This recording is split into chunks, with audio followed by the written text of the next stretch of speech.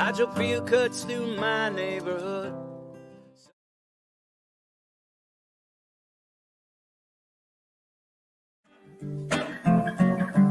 When you grab a hold of me, you tell me that I would never be set free. Well, I'm a parasite, mama, without a creeping, crawling, I slip into the night. 2 pints of booze. Tell me, are you a bad fish too? You a bad fish too now? Ain't got no money to spend. I hope this night would never ever end. Yeah, Lord knows that I'm weak. Won't somebody get me off of this here reef?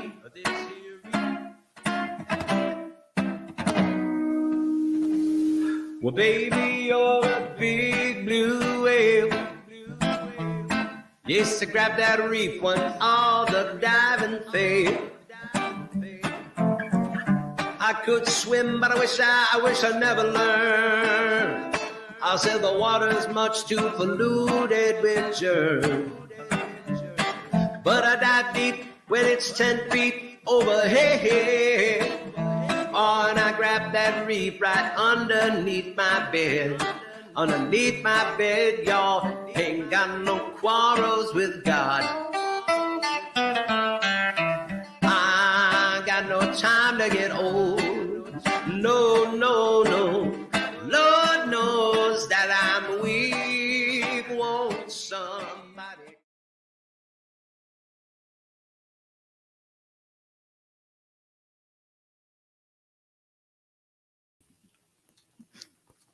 Hi, everybody. Welcome to Fearlessly Authentic.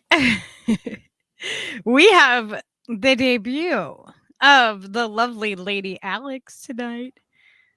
Hey. There you are. Hi, how are you? Nice. So now we are live. You're on. You have popped your cherry. Cherry has been duly popped.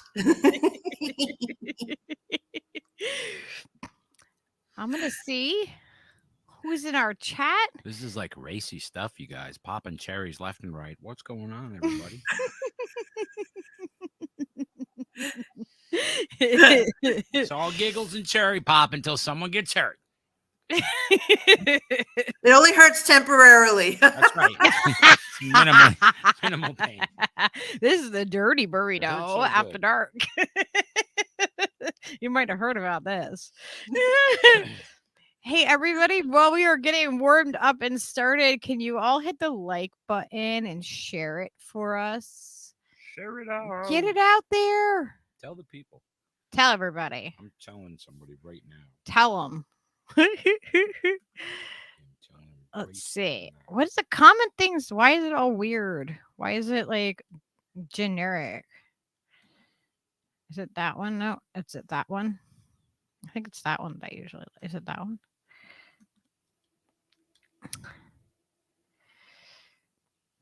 I don't know. I never know which one to use. What? For the comment thing, I like to be able to read them. Yeah. Like actually be able to read them. Like actually be able to read them? Like actually be able to read Like it. not just like phone it in and fake it? Yeah. No, I don't know. I don't really read my comments. You guys all love me, right? That's fine. Okay. Move on. L. Latham. I love that girl. I think she. I don't know if she's here because she I don't says either. she's gonna be a little late. She's got to take a shower. All right. Fair enough.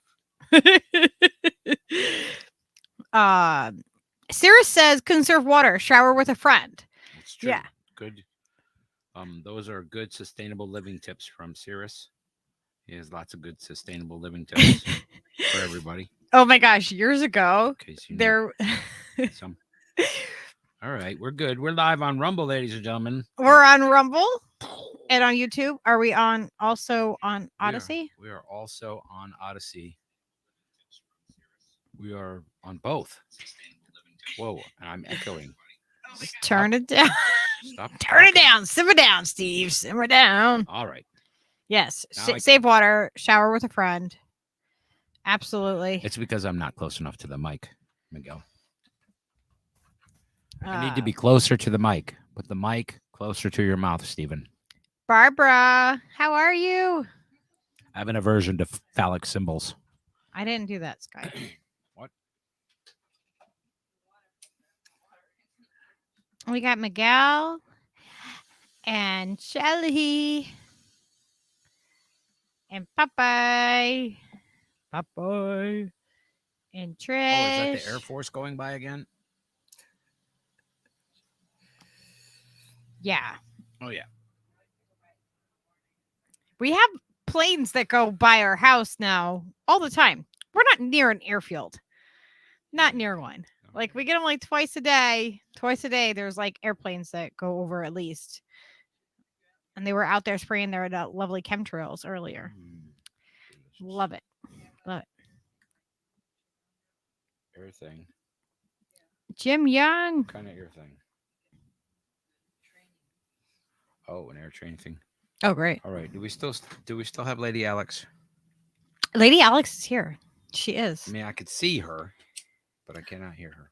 Testing. Well, Cherry 1. She 2. wasn't talking. That's probably because she wasn't talking. All right. All systems are go. Oh my gosh. Hey, I'm just, trying to monitor systems. You know what I'm saying? That's serious. Jim Young. Aloha.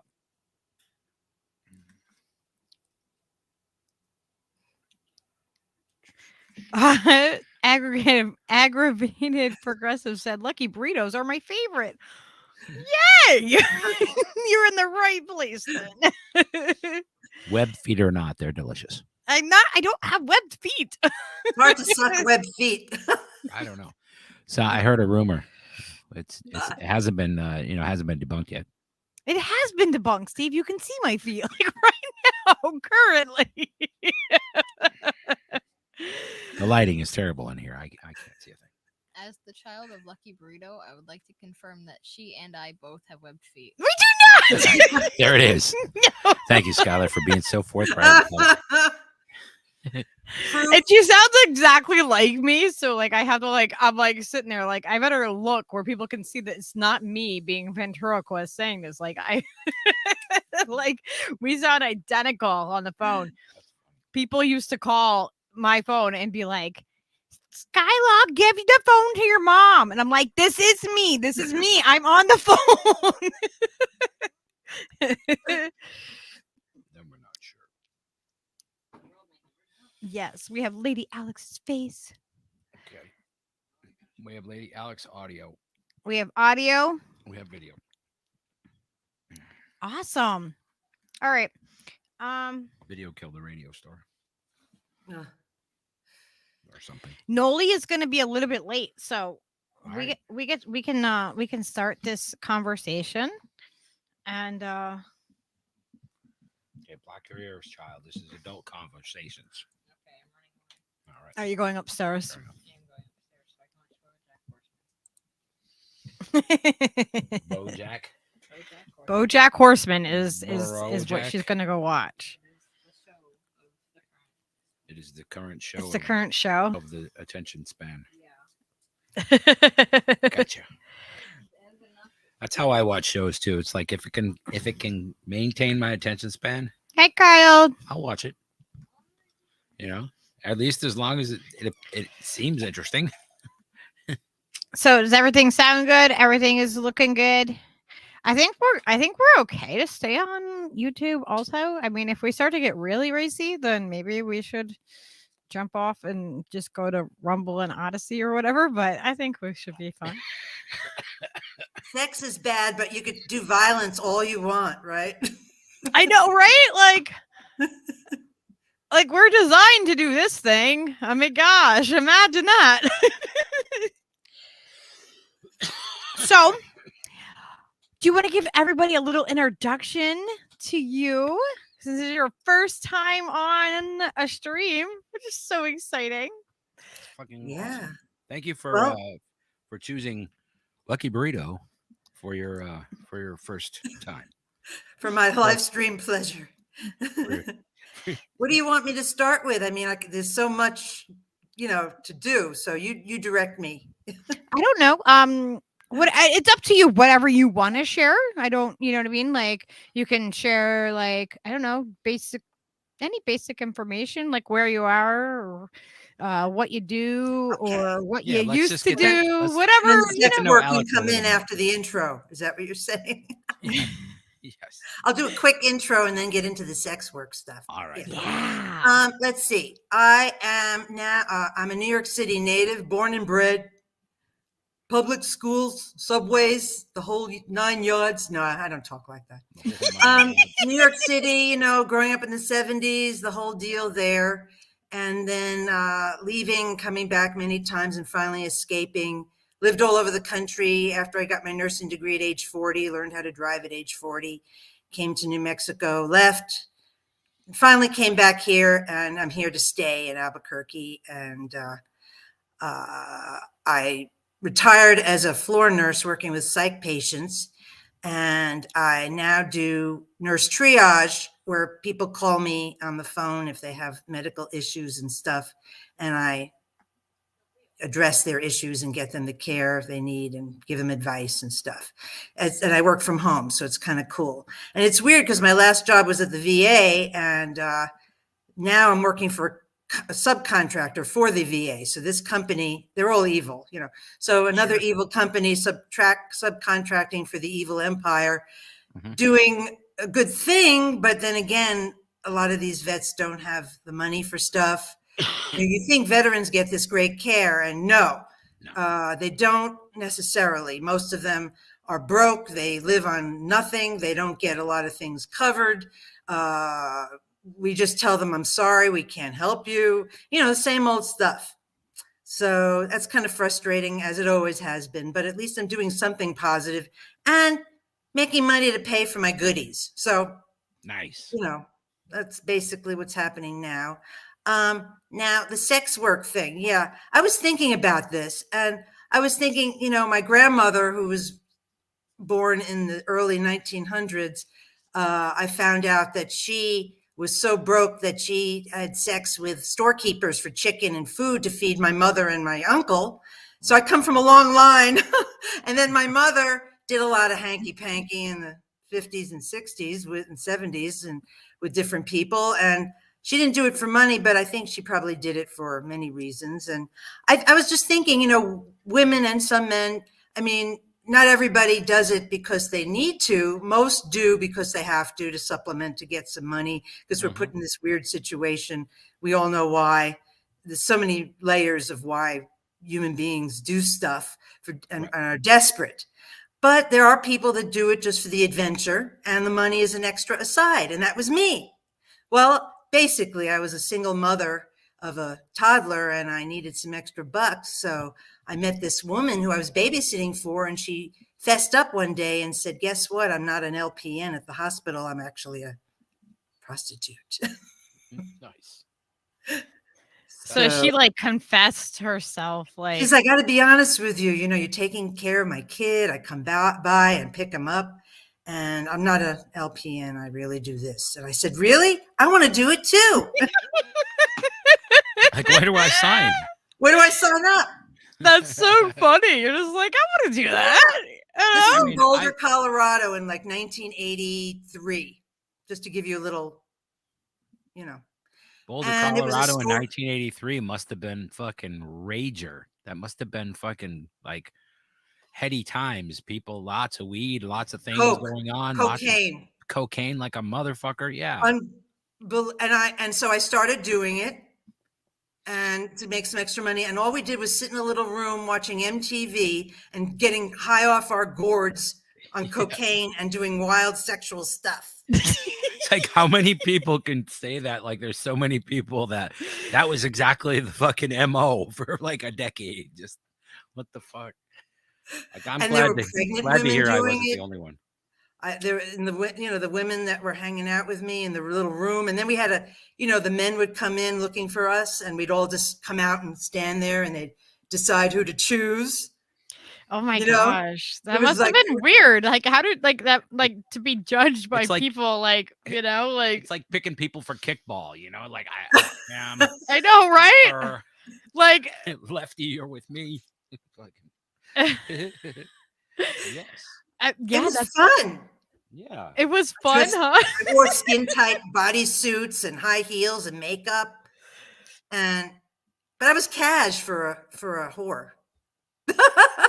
That's fucking cool. I mean, I think that's right on. Like, you know what I mean? You fucking do it and own it and be like, yeah, this is what I do. So fuck you if you don't like it, you know? People do it for People are free. a bunch of prudes who Like- like do it for free and then they call you a fucking name because you know what I mean? You're getting fucking bagged for it. Come on. I have to Yeah. say that I was very irresponsible. I didn't use any protection, and I did a lot of outrageous things, and I never got an STI. Holy shit. I put myself in a lot of situations over the years. I don't know. I never really thought it was bad to do it.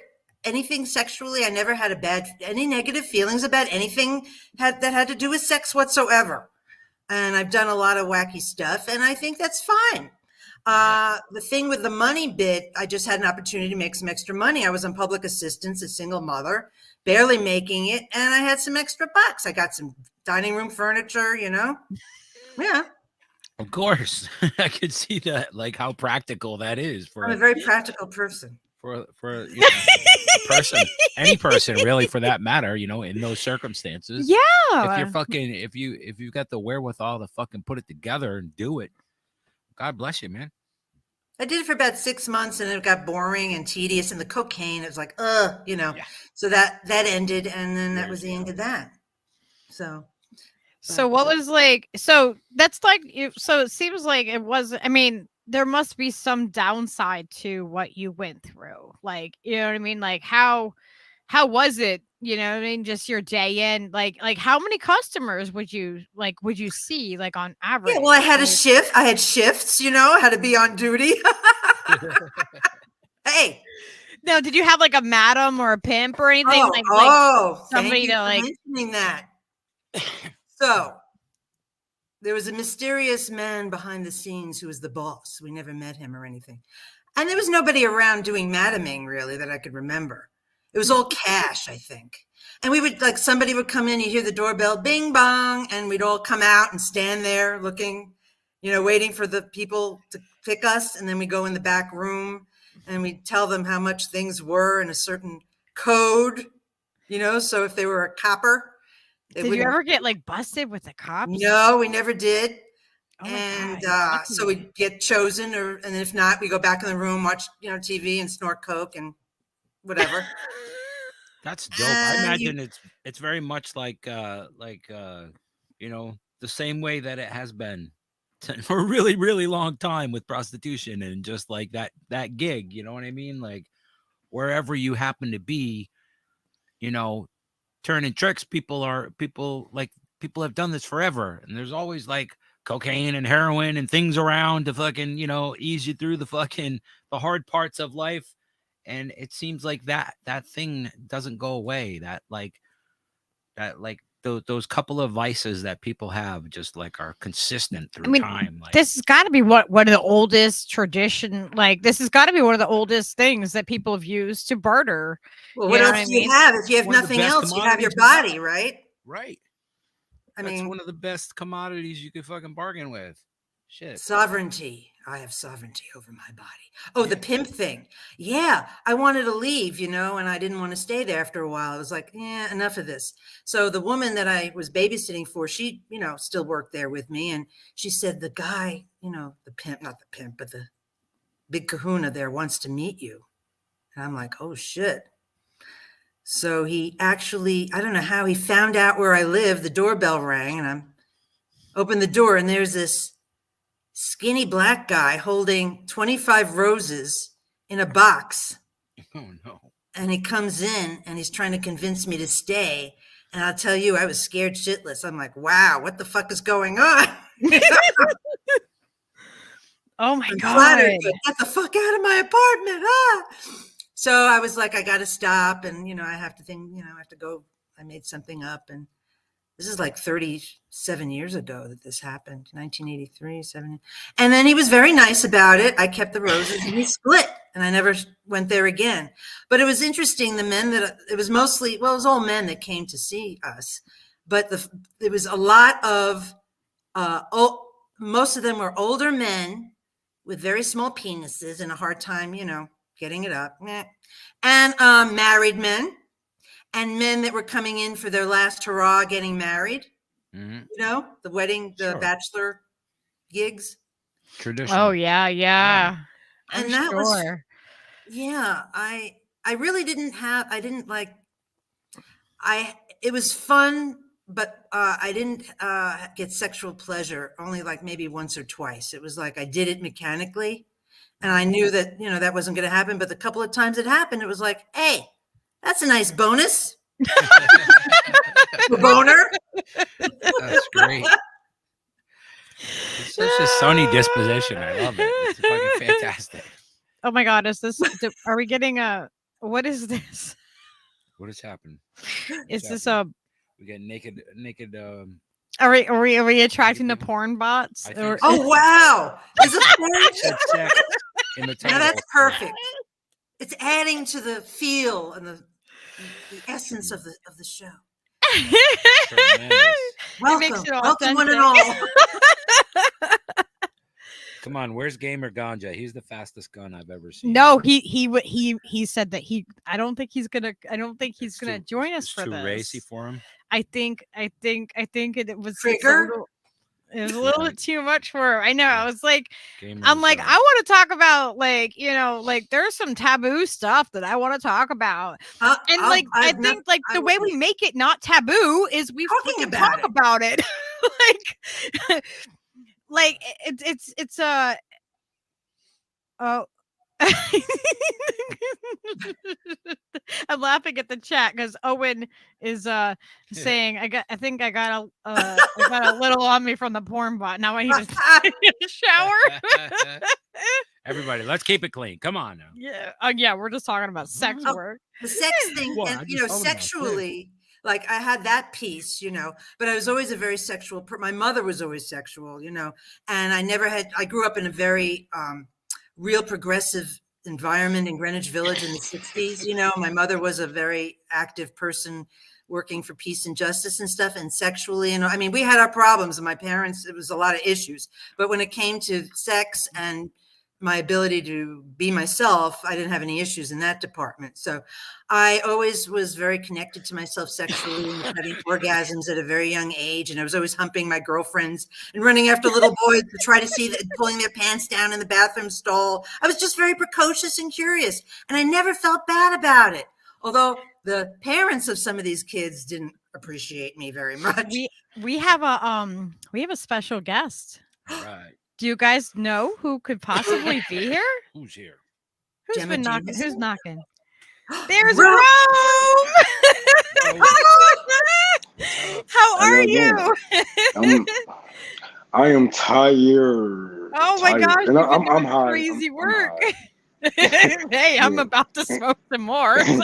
I had some hash today. It was so good. Oh my God. Oh man, that sounds good. How y'all doing? How y'all doing tonight? Oh, This nice to meet beautiful you. night.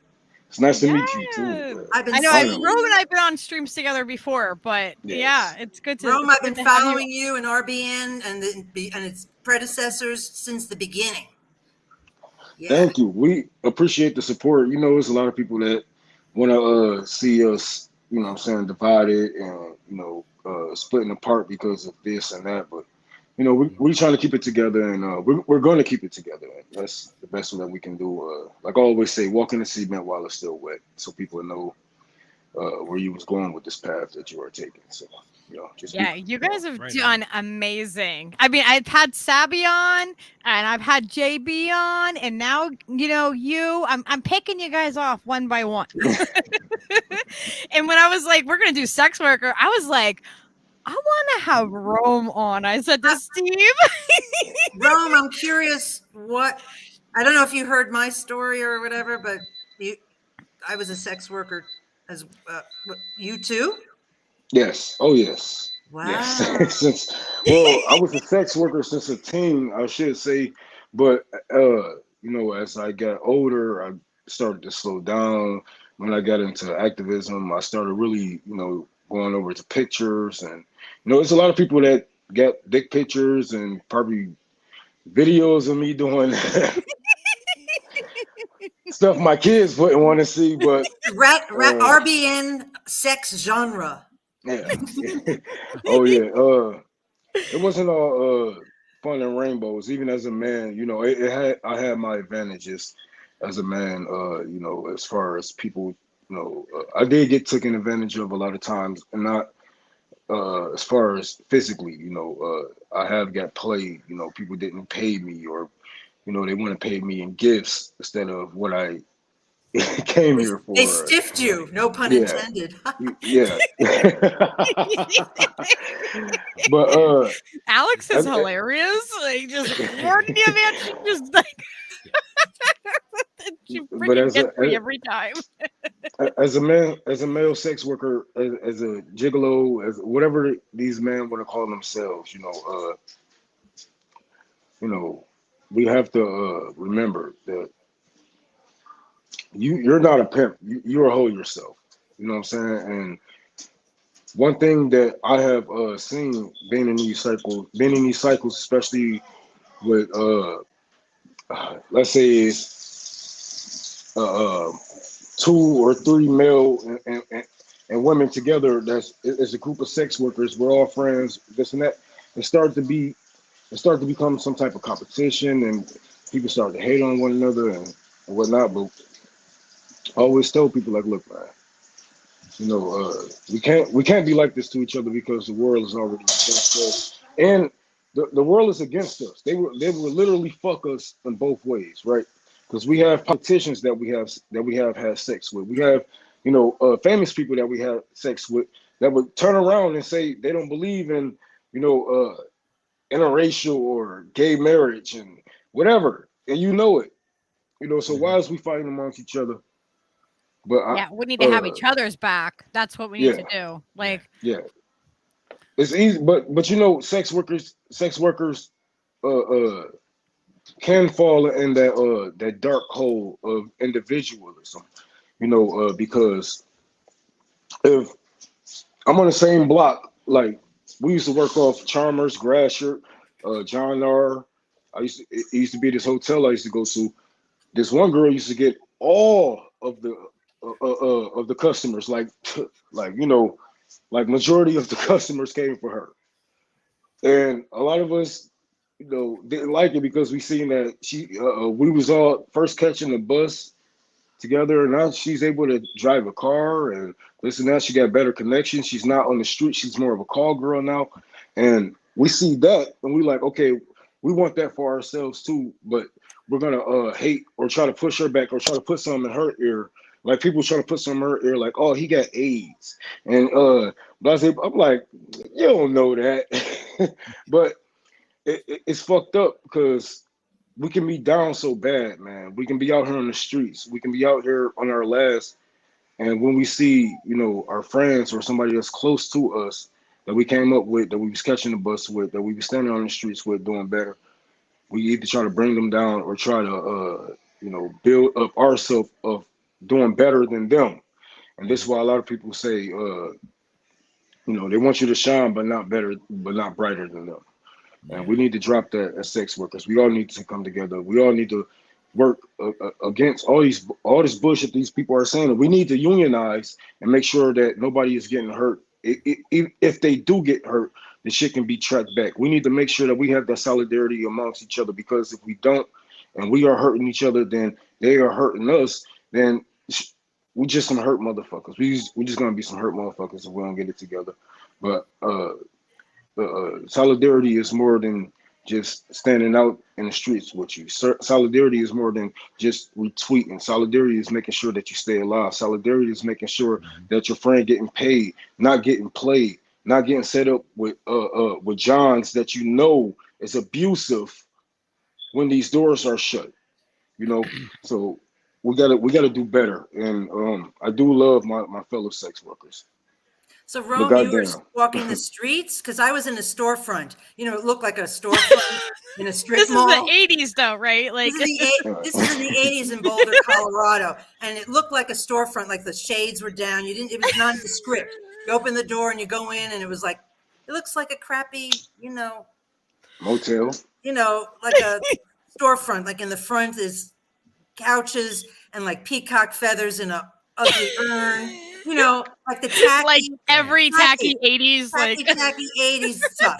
And it smells funky, like Smells and then in the back is where the rooms were. So I would go there and sit in the back, do coke and watch TV with my fellow workers. Mhm. And then the people would come in, the doorbell would ring, Rome, and we would go out and present ourselves and get chosen, go in the back and do the thing. So that's what I did. But were you like walking around out, because that's less dangerous than it sounds like what you were doing. See, that's where I started. I'm not, trying to put anybody out there, but a close family member of mine. I really piggyback off of what she was doing. She really taught me the game and how to really get money out of people, how to talk money out of people, how to really talk to women and, play that role. Because some women love young men. Some people are perverted and they want you to do certain things once they get you on. My favorite was the guy that would always want me, and I would go in the back and he would bring women's underwear with him. He would strip, throw the women's underwear. No, he would put the women's underwear on, and then he would throw $100 bills on the floor, and he would finish, jerking off on the and stuff. Goodbye. And I would scoop up the $300 for like 10 minutes worth of watching him. Yeah. It was like I loved him. One thing okay, I I'll learned, have to do that. one thing I learned about the city and walking the streets and being at these bus stops and just flirting with anybody and letting them know that, hey, I am a sex worker. The city is so fast, and you never know who's into what. Like most of my stuff was mainly, can I say? Well, Say I'm not whatever you want. okay, well, let's say auntie, nephew, like the older mother role model type stuff. Because I was young, I didn't have a beard. I was real young. I was a teen, and a lot of people took advantage of that youth and got their desires out. But one thing I learned is that the city is fast, and once I, gained up enough, I should say support. I didn't have to walk the streets anymore. I started to become a call guy more than anything. I started to select my times and people that I choose to have sex with because there was more money on their lines. If I was to go over here, I had sex with this motherfucker for $75, but she's paying $500. So yeah, I can wait it off. 'Cause if I have sex with her now, and I'm not gonna have energy for her later unless I pop a pill. Did you use protection at all? I'll be honest. Oh, yeah. I did most of the time. Most of the time, but with friends, best friends, I say sister friends, cousins, best friends, and stuff like that. No. No, I can't. I'm not gonna lie. I had to, that was like on some kid shit. Like, okay, I've been trying to fuck you since we was like 16. Like, let's get this over with. I want to feel all of this. Right. Oh, I forgot. I did do some years later. That was in 1983, Rome, when I was a single mom, and I did that. Then years later, in like 2004, I got married to this guy here in Albuquerque, and I had him follow me along some sexual adventures. So we would go to those sex places, like the video places, where in the back they had those booths where you would watch, the videos, and then there'd be like a hole, like a glory hole, and guys would stick their cocks through it. And we would do stuff to the guys' cocks and make them come and stuff. And they had a little roll of paper towels there. It was really wild, but it was very sticky walking on that floor. I have to say. I bet. But One thing, I never trust the glory hole because I want to know who's on the other side. Like I don't want to know who's on the other side. I want to know. Like I am too curious. Like I'm the type of guy that'll spread everything open and look and examine and be like, okay, there's the clitoris, there's that. And like, I want to know everything. Who's touching my penis? Because Who's at the other end of this? that is a very important. Like, I'm no Key. kink shaming because I understand. You know, I understand. But at the same time, for me, glory holes was always like, it was like some destination. Final. I'm like, damn, this is how I die. Sticking my dick in a hole in the wall. It's like going ice fishing. You horny motherfucker. I knew it. I knew your dick was gonna take. I thought it was gonna be a disease. But no, a nigga just cut your dick off from the other side of the fucking wall. Oh my god! That is like the worst Final Destination plot ever. They bit your dick off and you don't even know who it is. You want to know what's in Rome's room 101? You know, like in the book 1984. You know, like what's in your room 101? Rome's is the glory hole. Oh, do you know what I did with this guy? I went to this place. It's not around here anymore. It's in Albuquerque in the South Valley. And it was another one of these video places, but it was really run down. And they had, you know, those windows that would go up and you have to keep putting the money in and then the window would go down and you see the woman dancing. I did that. I went in and I wore like fishnet thigh highs and I had my own set of music. My name was Hypatia and I had a schedule, go figure, shift. And I danced. I know she had a schedule. What? It's on the clock. I was on the clock. No, I was on the cock. No, sorry. I'm sorry. I knew this was going to be such a fun stream. There'd be a lot of But you know double what? entendres. But I could bring my own music set, Steve. And I brought like Allman Brothers, Bowie, sweet. you know, all this stuff. And I'm grooving to the music and the people are putting money, the guys, it's all in the round, you know, and I'm dancing. After a while, I didn't make much money, so I stopped doing that. But that was an interesting experience, you know. They made a lot of money. They made a lot of money. They did. Trust. And that was the thing that we had, you know, as a group of fucking prostitutes. You know, we was like, we didn't have any pimps. So we was basically just, you know, protecting each other. And we was basically unionized amongst each other until people started getting jealous of each other. But we had each other backs and, you know, it was like we made sure that we got paid. People got jumped. You know, people got shanked for not coming up with that pay. You know, because it's not just people. People look at us as something just to use as the moment, but they don't look at this as, you know what I'm saying, of our way of living life, and so much that we are giving up. Not only are we giving up our body, we're giving up a piece of our mind, a piece of our soul to everybody that we lay with. I remember motherfuckers to lay with. You know what I'm saying? Some of them I may forget. Forgive me. You know, if you was that bad, or I had to forget you. I might have forgot you, but I remember the people I have sex with, and these people that these Johns or, you know what I'm saying, these mamas, I want to call them, they you know, they think that they can get away with just using us like this and just say, oh well, you know, I got you next time, or I'm gonna take care of it. Always look out for you. Like, no, you don't, because you're not looking out for me now. Right. Yeah. You always Don't look out promise for me in the look out for me future. now. That doesn't count. Because I already gave you my body. I already let you lick fucking parts of me that my child mother won't even fucking touch. And you talking about I got you later? No, this ain't no IOU. Hold on, let me put this shit in reverse real quick. We about to unfuck, bitch. I got you next time.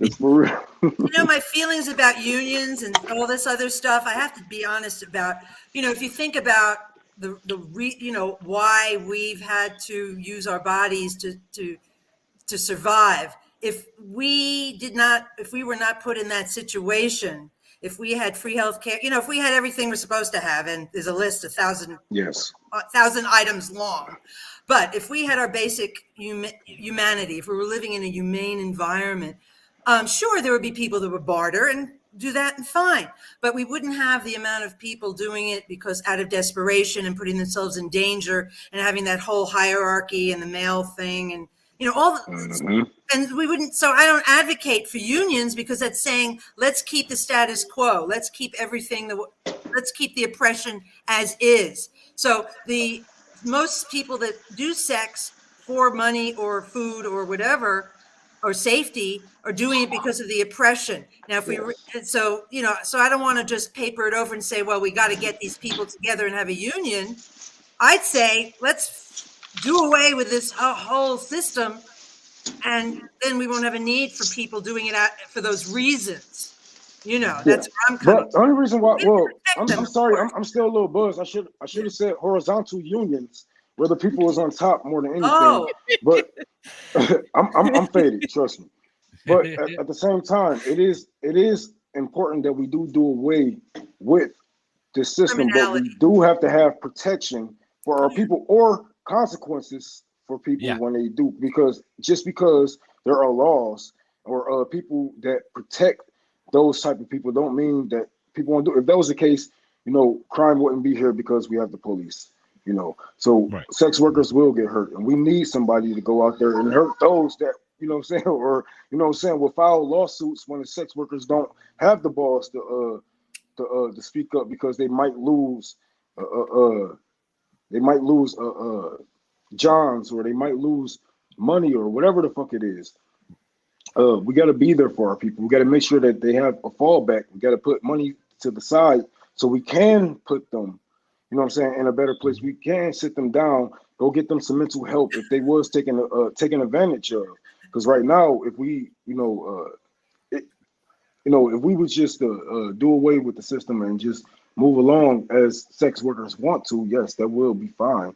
But who's gonna pay the consequences? In the meantime, until we for get the to people? the nirvana that we all Yeah. want, in the meantime, we have to do what we can to protect everybody. Yeah, mutual aid has to be for every worker, everywhere, Yes. everybody. This is the oldest trade. Y'all can't tell. People be like, yes, sex work can be a bad thing. Like in South Korea, you know what I'm saying? All these brothels, and yes, it can be used when it's capitalized like that. When the people, me, you, her, Steve, whoever the fuck, is using their body to do what the fuck they want and making money off of it, that's a whole different thing. They're not being they're not a slave to any system, to anybody, or to any corporation, right? So sex work can be a bad thing once it's under certain things, but like once we get rid of these people, these evil people who's basically just using us as slaves, and we can do better for these people and get these people out of sex work who don't belong, who has been kidnapped, who has been sex trafficked. Yeah, you know, because there is a thin that's a whole line. nother. You know, It's all part of this whole multi-layered millennia thing of objects, women that are more vulnerable, people that are put into are subjected by oppressors to be not have as much and put into poverty. And I mean, we're forced to do all this stuff, you know. So until we destroy the system, we got to do as much as we can to help each other, and protect each other, you know. And there would still be people that would want to do the work. Oh yeah, for fun, like, whatever. There would be people that would be like, "Yeah, I'll do that work." You know what I mean? Like people that enjoy doing that, and it would be like, I don't know, like it's crazy though. Like Noli, she's gonna be coming on pretty soon too. She's told me before the only difference between, like, you know, what's the difference between doing work on the streets like prostitution, sex work, and that, or compared to porn, is literally a camera, and that's legal. So what the fuck? The difference is these motherfuckers be hating on us. Because like I said before, you selling your body to Amazon for $10 an hour, and you got the nerve to talk to me, nigga. I'm selling one part of my body, you know what I'm saying, one or two parts of my body, and I'm getting $500 for an hour, bro. And you getting how much you get an hour? $10, $300 for underwear. Boo-hoo. And you know what? A lot of this shit, you know, I'm not gonna say it's only hate, because a lot of people do have trauma, and a lot of people have grown up with people that was forced into or had no choice. Their parents or their siblings had no choice but to go into sex work, and they see it as a bad thing, and not, you know what I'm saying? They're looking at sex, they punching down on sex workers when they should be punching up at capitalists that kept people down to even have to go to this, have to resort to this, have to Right. sell their body. Like that is that should be the last resort for all of us. Oh shit, I gotta sell my body, you know? And look, we sex workers do have other jobs, you know. I'm not going to say we just sit here and have sex with people. You can find some of them on the clock, probably some of them answering your fucking phones or in the cubicles, wherever. Like I was in construction for a long time. Mm-hmm. Sex workers are everywhere, and you can't just put us in this fucking bubble. Like, okay, you guys just making money off of no. You know what I'm saying? We're trying our best to make it, you know what I'm saying, the way we can. We're selling our bodies just like you are selling our bodies. The difference is we are getting more money. We're getting more bang for our buck. You know what I'm saying? Literally. Yep. Way more bang And for our buck. figuratively. You And I'll be keep throwing damned. them at me, man. What can I say? I'll you be know, down yeah. if I let a nigga who make $10 an hour tell me that I'm using my body wrong. Like, is you serious? Right. You know, if I could, you know, it's funny. If I could now, if the situation was right and it was safe in many aspects, I would do stuff sexually with people for money right now, if I could. But the environment is just not. Oh, whoa. See, look. You probably no. Because it's a spot for everybody. There's a spot for There is a everybody. niche for And everything. all Everybody. you got to do is role play as the MILF role. You will make so much fucking money. You've been a bad boy. You can role play as the mama role. I've done it. Motherfuckers love that. I've done it. Oh Rome. yes, and this But I'm not doing generation that have now. I'm been too old for that shit. bombarded. has been bombarded with incest. Like, go on Pornhub right now, you're gonna see something about incest. Go on XXNX, X videos, X hamster, incest. It's not Yeah. 3D Yeah. porn. Yeah. It's right there. Oh. This generation has been bombarded with it, and they love it, you know. And you can make so much money if you were to capitalize off of it being an older white woman with a fucking whip. You want to hear a funny story? I went a few years back. This was like in 2006 or something. I went to this big sex place here in Albuquerque with my then husband there. And we went into this, the video place that we went to all the time. It had a big theater and a big movie. You know, they'd show movies. So what I did was I wore like a mini skirt with no underwear, and I brought disinfectant wash, and I brought gloves. And we went in there and we sat down and we started fucking on the seat. And there was a whole sea of men in there watching this movie, right?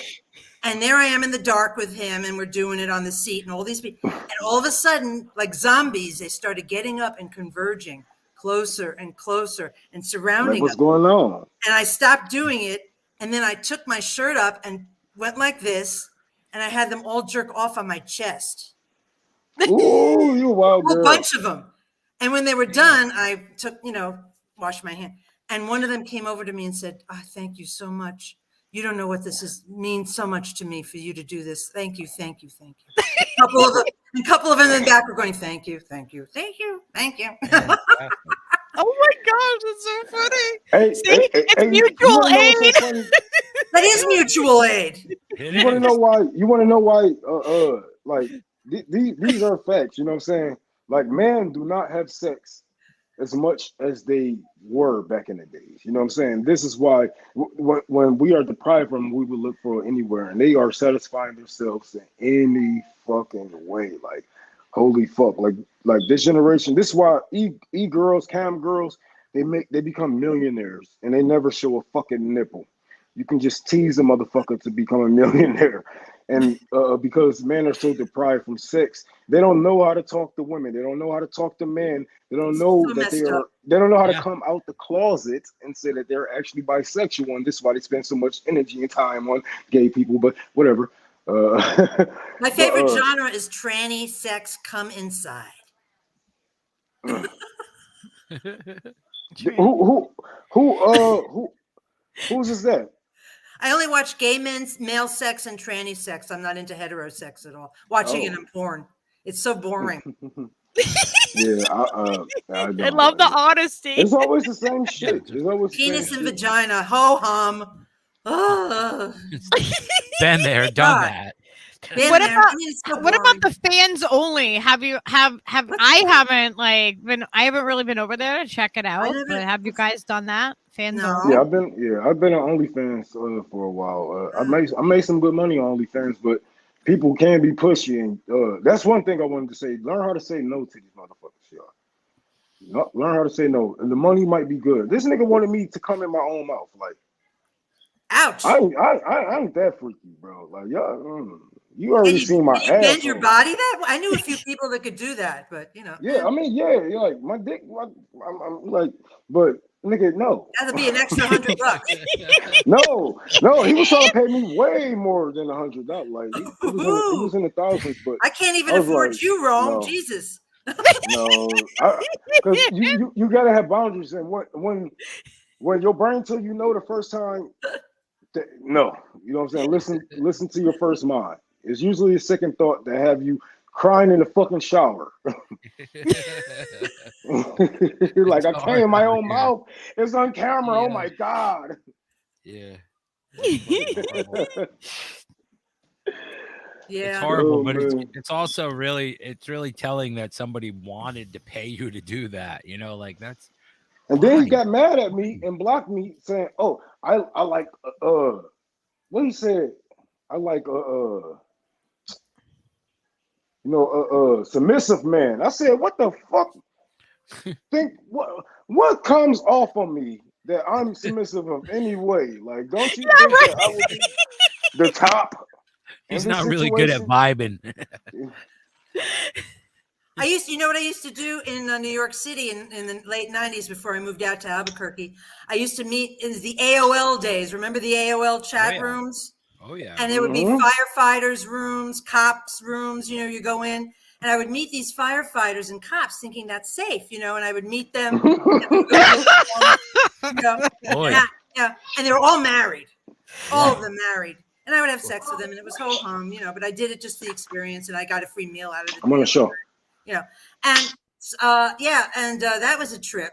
So there was a lot of firefighters and cops.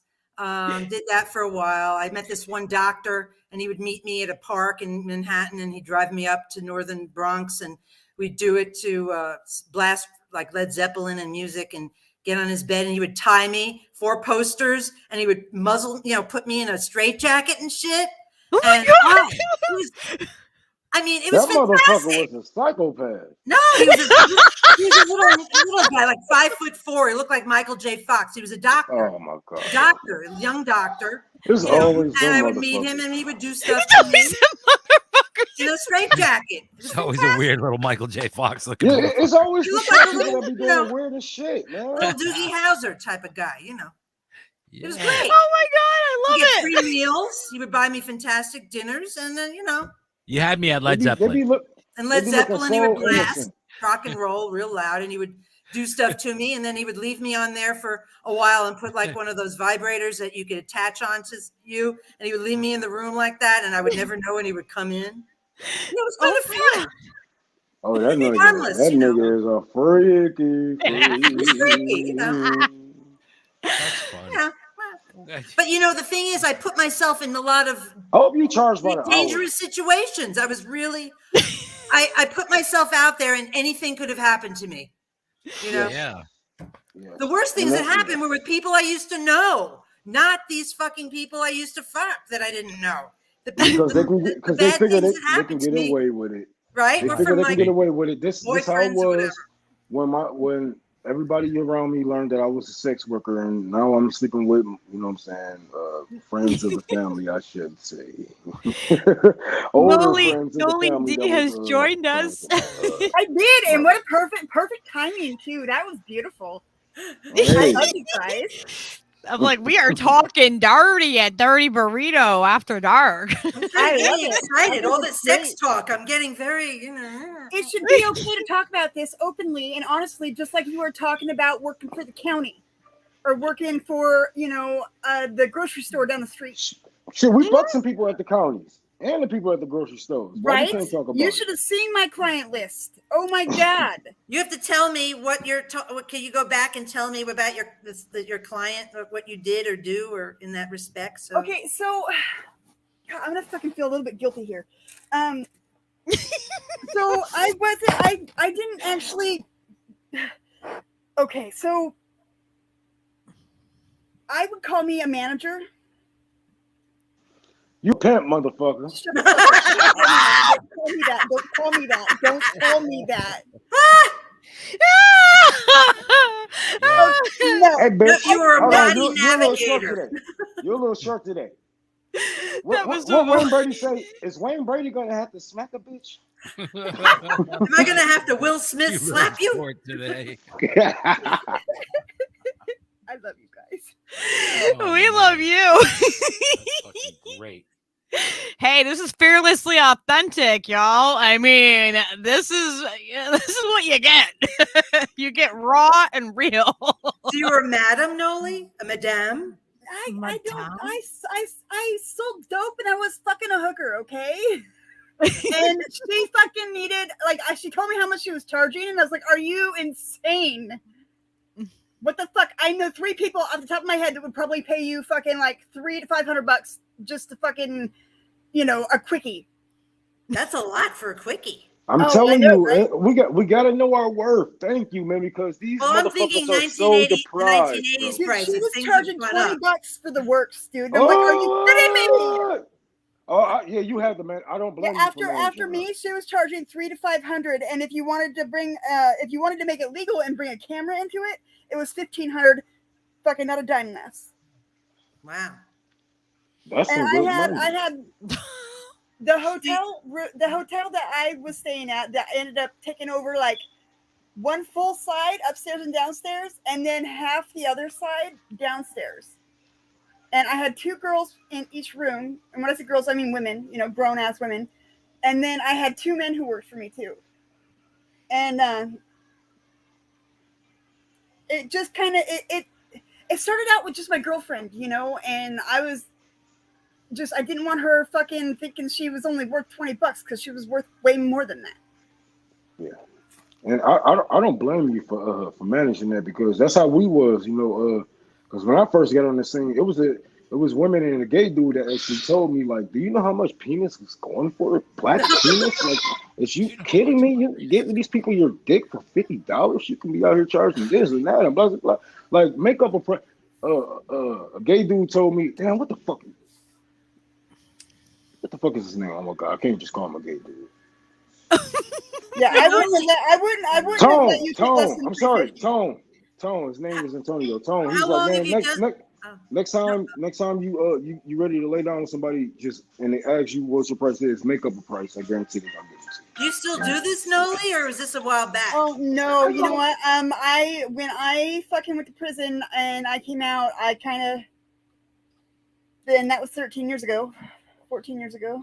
No. Yeah, 13 years ago. I kept my nose clean ever since. I haven't done anything that's quote unquote illegal. Yeah. But I'm still involved with a few of the girls that are still left from those days, and there's only a couple. And I'm still, if they need to go and see a doctor, if they need to go and get needles from a needle exchange, if they need whatever, I make sure that happens for them. Right Because, there's only one girl who's still charging my prices. It's like I went to prison and fucking everybody went right back down to fucking, $40, $50, fucking $20, $10, doing shit without a fucking condom. I'm like, are you kidding me? What the fuck is wrong with you people? What were you in prison for? I worked in a prison, so attempting to obtain. Oh. And they tried to get me for distribution, but they ended up knocking it down to possession. Were you in for a long time, or? Well, so it was like my first offense ever, like that I got busted for anyway. So they let me do drug treatment, but then that didn't work out too good. And like literally my last day of probation, they decide that they're gonna send me fucking to prison and finish out any time that I, didn't have considered good time. Nigga, they railroaded had your ass. seven- I They had was like, 7 we need months some money in- off this motherfucker. I had 7 months in county, and I had 6 months in inpatient treatment. So I got credit for that. And so I sat there for 4 months. Wow. And so I was in and out. But it was like, that was my moment. I was getting ready to relapse when they fucking did that to me. Yeah. And I'm You know, glad. And prostitute, the prostitute is always the one who is thrown in jail. The Johns generally are left alone. That's the history of that whole scenario. Well, So it's the the thing women is, that are victimized for the most part, and then they're victimized again, and they're the They're bad. victimized by the cops. They're victimized by their fucking their pimp if they have one. They're victimized by the fucking system around them. Period. Yeah. But And but just- that because we got to also remember that the Johns are not just people like us, you know what I'm saying, or people like me. It's it is the cops, you know what I'm saying. It is the Exactly. mayor. I It is had the city council officers. I had members. judges. I had lawyers. Oh, yeah. I had Yes. fucking People mayor with the money from who can two pay towns for some over. ass. Yes. Yeah. Right? Who else paying for ass Right. besides some fucking some Poor psychopath people that's just do wanna it for tie up free. Like somebody? we Poor people just fuck for fun. poor people Generally. just like to have I had like very little interest in sex whatsoever. I just really fucking I dug this chick and fucking wanted to spend all my time with her. I wanted to take care of her, and fucking that's what I did. Ah, the sun is setting. Ah, Yeah, you're it's hot. It's hot as fuck here. yeah. Where are you, Noli? I'm in Washington, like by the rainforest. Up. Yeah, Yeah, she Washington above you. State. Yeah, I lived in Portland, and I was in Vancouver, Washington for a few years. Okay, so like I'm like 2.5, almost 3 hours northwest of Portland, Oregon. So Yeah. Yeah, I couldn't handle the rain and gray skies, so I ran back to New Mexico. dude, but like look at did you not there's so much green. How can you not just ignore the gray and get down on the I green? can't ignore the rain and gray for the green. It was a balance thing. So I I like love the rain. the blue skies, the sunny days, the high desert, and very few people. I like it, and it's just I live near the petroglyphs. You know what those are? Those are Yes, I do. lava petroglyphs where they write, the old thousands of years of the. Mhm. You see the little cave. Well, they're not cave paintings. They're petroglyphs. Have you ever fucked in them though? No, that would hurt because it's like rocks, little lava, sharp little lava rocks. We can make it work. Enough. Hey, He's like, we can make it work. make it work. Lucky, you're so funny. God damn it. That's great. God It's a damn little it. slip in and slip out. It's still counting if it's only Slip one. in and slip out. All right. It still Oh, count. I'm talking about, I'm 63, okay? And I've been like having fantastic orgasms since I remember being like 7 years old, humping my best friend Jill Jackson. Anyway, I'll never forget that. And I found her on Facebook a few years ago, and I said, "Remember when I used to hump you?" And she's, "Yeah." Anyway, so so I have to tell you, your sexuality, if you're alive long enough, sexuality is not static, and it changes, and it just is an organic thing, and it changes, and there's all kinds of stuff you deal with in your personal entity with your sexuality, and I used to think that one and done incredible orgasm that I used to have for years was like the most fantastic thing on Oh planet my Earth. god, I have rolling orgasms. But now, as an older person with no estrogen, I mean, you think, "Oh God, I'm done. I don't get my period anymore. I have no estrogen. I'm done. I'm a fossil. I'm dry down there." Well, yeah, a little bit. But anyway, slippery stuff. Very good stuff. Anyway, I'm having the best orgasm thing. Like 26 I had a few years ago in a row. And each one was better than the next. I can't be pressured to do it again. But now I have like 11, You 12, do it on command. Yeah. You can make But the thing millions. is, it's like I have these incredible orgasms that last forever. And there's like each one is like the most unbelievable thing on planet Earth. I just do one hit of hash, hang out with my person, do my thing. And it's like mind boggling. And I'm an older, I'm like a fucking older person now, and it's better than it was 20 years ago. So people, don't give up, and vibrators. That's the payoff. Vibrators, right? vibrators, electric. Yeah, that's one thing I don't like. And a lot of my customers were married women because they don't have orgasms. Like women don't have orgasms, and it's. I really don't see. I have never why had a they- problem giving a really woman an don't even see why orgasm. they even sleep with men. Like I Come don't visit even me. I don't even see why they even sleep with men because We don't most of need the men men, that they're women. We with, don't like, need men. Oh my If we have God. toys and what do they They, do? I you, mean, Vivid imagination. you are not getting your wife off. She's not attracted to you like she was before.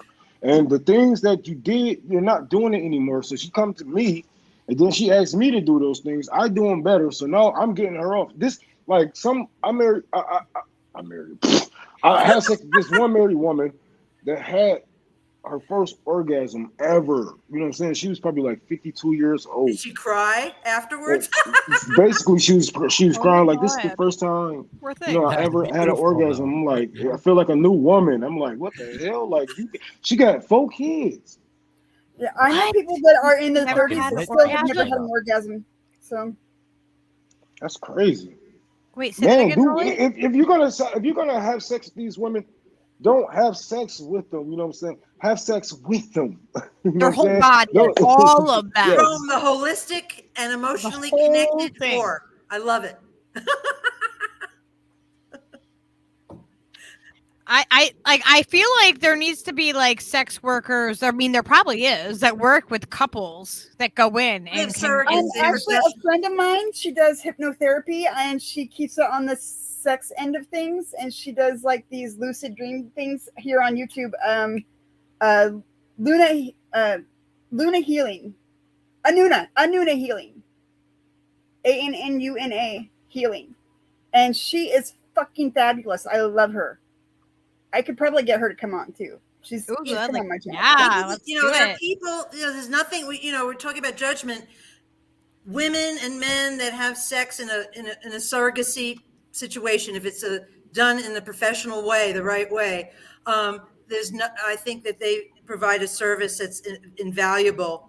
And also couples and people that can't have the sexual satisfaction with each other, and they decide together that they're going to go out of their monogamous situation and have sex with other people. And if there's nothing wrong with that either. If people want to do stuff and it enhances their relationship, makes them happy, there's absolutely nothing wrong with it. It's a very important thing. Mhm.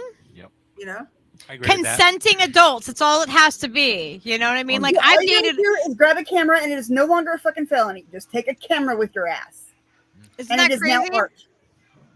It becomes not a felony with a camera. It's no longer a crime at all. It's fucking, even if the money exchanges hands and the deed is discussed down to the last detail. As long as there's a fucking camera pointed at your ass, it is no longer a sex crime. It is art. It is freedom of expression. It is part of your First fucking Amendment right. So use it. We need to have a handbook. We need to put together a safety Sex worker handbook for handbook. people. Yeah, that would be Yeah, great. like that. I don't know if Have, sex like, worker Very is a good term, Have but have something like get it from like sex worker, like a sex worker book. directory. A When you're in handbook, Indiana, these are the laws in Indiana, and these are the people Right. you can call if you need help.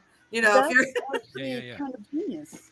That's a really good idea. That's really. It wouldn't be too much, I don't think, to get, you know what I mean, to get statewide, you know what I mean, like, and then get, federal, whatever, and like, just it's got to be, we got to have basics, the basics for each state. I mean, that would be amazing for No matter people how in the old you industry to are, have. No matter how old you are, if you go to your health department or to Planned Parenthood and you let them know that you are an active sex worker, they will test you and fucking check you out for free once a month, every month until you're gone. Yes. That's why my doctor hated me, because he was a hating ass nigga. too bad there's 3 Planned Parenthoods left in this fucking country. Because he had to serve Yeah. you with a. Is it whether any you health liked it or department not. though? And then he didn't like that I had sex with a lot of women. He didn't like that. He was a doctor, and I was like, That's you know, that right I was there scoring is him. fucking against Threatening no. to him. That is against fucking his. You can't be his fucking- judgmental when you're a healthcare provider. You cannot You're right? use supposed your to be, personal opinion you know. as part of your professional opinion. You have to fucking keep the two Oh, separate, or you yeah, get we in know, fucking trouble. but they don't give a fuck. They don't care. No, but everybody does it. You know, from cops to doctors. Like the first thing I always tell my doctors when I have a new one is, I don't trust you. Like, you know what I'm saying? Like, how many people you have killed? How many people you lost? That's you know what I'm saying. Tell me the truth, then I start to trust you. But other than that, all these people got their biases, their prejudice. You know what I'm saying? Some of them are racist, and we can see this right now. How people just die giving birth. You know what I'm saying? Just be neglected or underdiagnosed. You know, so they don't give a fuck. You know, so but I gotta go because I got tour for the poor in the morning Right here on, in Detroit. Rome. Thank I'm you giving away so all these much fucking for coming diapers. on, Rome. Yeah, man. I'm Yeah, so we happy gotta that do you this again. did. When you get 5 minutes, text me, man. Rome, Oh yeah.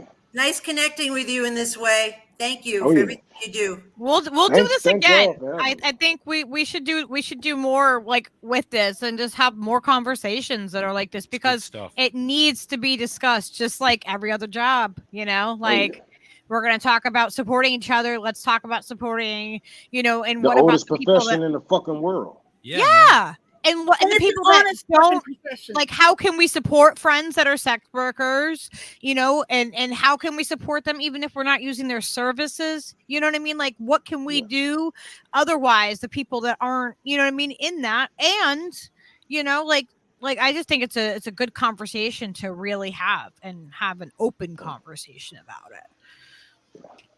That's like- why I say if sex workers were to speak up, like right now, about these abortion bills and whatnot, sex workers probably have the loudest voice Yeah, fuck those right pink now, pussy because hats. Let's we give them. can actually expose the people that we have slept with, the people that we have had that these women had to have abortions for, as far as congressmen, judges. The paperwork yeah. is there, the paper trail is there, and the people who's against it Dude, that is a normally really, really, does it really them damn fucking selves. They're all idea. hypocrites. And I guarantee their personal prostitutes and friends, I should say, is gonna be able to have abortions. It's gonna be able to get abortions. Yeah, And this they should be can light our 'em up. time to Yeah. to speak out and shed light on the hypocrisy. Yeah. But That I would love that y'all. would, that would be amazing. That would Love be you. amazing if they spoke up. Man. All right. Thank you so I much. I know love you're y'all so so- busy. Bye, Give me Roma. all the love. I love y'all. Love you. Take care. Wow. That was awesome. Oh my Yeah, gosh. I'm surprised to see him here. So like, you know, I surprised everybody with Rome. He fucking had me bawling with those fucking diapers and shit. That picture on fucking Twitter last week. I was fucking crying like a little bitch. Oh my god. Yeah. Oh my gosh. Yeah, he's doing some He is a beautiful beautiful work. person, man. The cat. I'm so grateful that he had the time to come in between and then gave us like over an hour of his time, like, and like in the middle of all of this, and he went and got the truck for the diapers and everything today. So like he's running around doing all kinds of crazy stuff. So He's amazing. yes, He's like, thank you, "Yes, Rome. I fucking love you." Sorry. And this is Lady Alex's first stream, and she gets to have her cherry popped with Not- us not and my Rome. cherry. I couldn't think of anybody to pop my cherry other than you guys. And it was a little bit of pain, but now I've healed and a little bit of blood flow, but I'm okay. I'm a psych nurse and a sex person, so put that together, and it's like danger. All right. You know how many people's orifice, when I was doing nursing all those years, you know how many people's vagina, you know how many fucking vaginas I've looked up people's snatches a million times, their asses, put stuff in people's asses, put stuff in people's vaginas, Have you ever had to take reefers, something out of wash it? it. Well, you can imagine the years and years of like probing people's orifice, stripping them down to like mark their marks on their body, doing things to people. I mean, all those years of doing that, and I have no, I don't know, the whole, I guess immune to the whole bodily thing in a way, like the whole orify thing. I guess I'm Dude, so we used to it. have bodily autonomy and fucking, we gave our government so much fucking power that they could do whatever the fuck they want, including destroy our Constitution. Well, the Constitution I reject anyway. I don't know. I reject everything from the inception of when we invaded this land. So I don't recognize any of the men. My mother would appreciate that. The whole people that came here and created this place, and the laws and the Constitution were white, misogynist slave owners. I reject it all. 100%. I do not say, oh, we need our democracy back, or, oh, look what's happening to our democracy. I never believed in the myths. What fucking democracy is what I say. Yeah, I never believed democracy. We've just had a fucking illusion of a democracy. Yeah. I always knew that, I was 10 years old sitting on my mother's lap watching the Martin Luther King Jr.'s funeral, and my mother was crying, and she told me what was going on, and I was radicalized there on her lap. And ever since then, I've been the same as I am now, only I'm my age. And now I have zero patience. I don't try to discuss shit with people, try to convince shit to people, or try to educate people. People come to their own realizations on their own. Like, and they have to. They have to. It can't be forced to them. No. This kumbaya, let's accept everyone. No, I am judgmental. No, I don't accept everybody. And that's okay. You don't have to love everyone and love humanity and just kumbaya all the fucking time. But if that's what you want to do, fucking more power to you. And people say to me, oh, you're so negative. You're a nihilist. Well, you're just as bad as they are. If you're not positive, you're adding to the problem. Fuck you. Nah.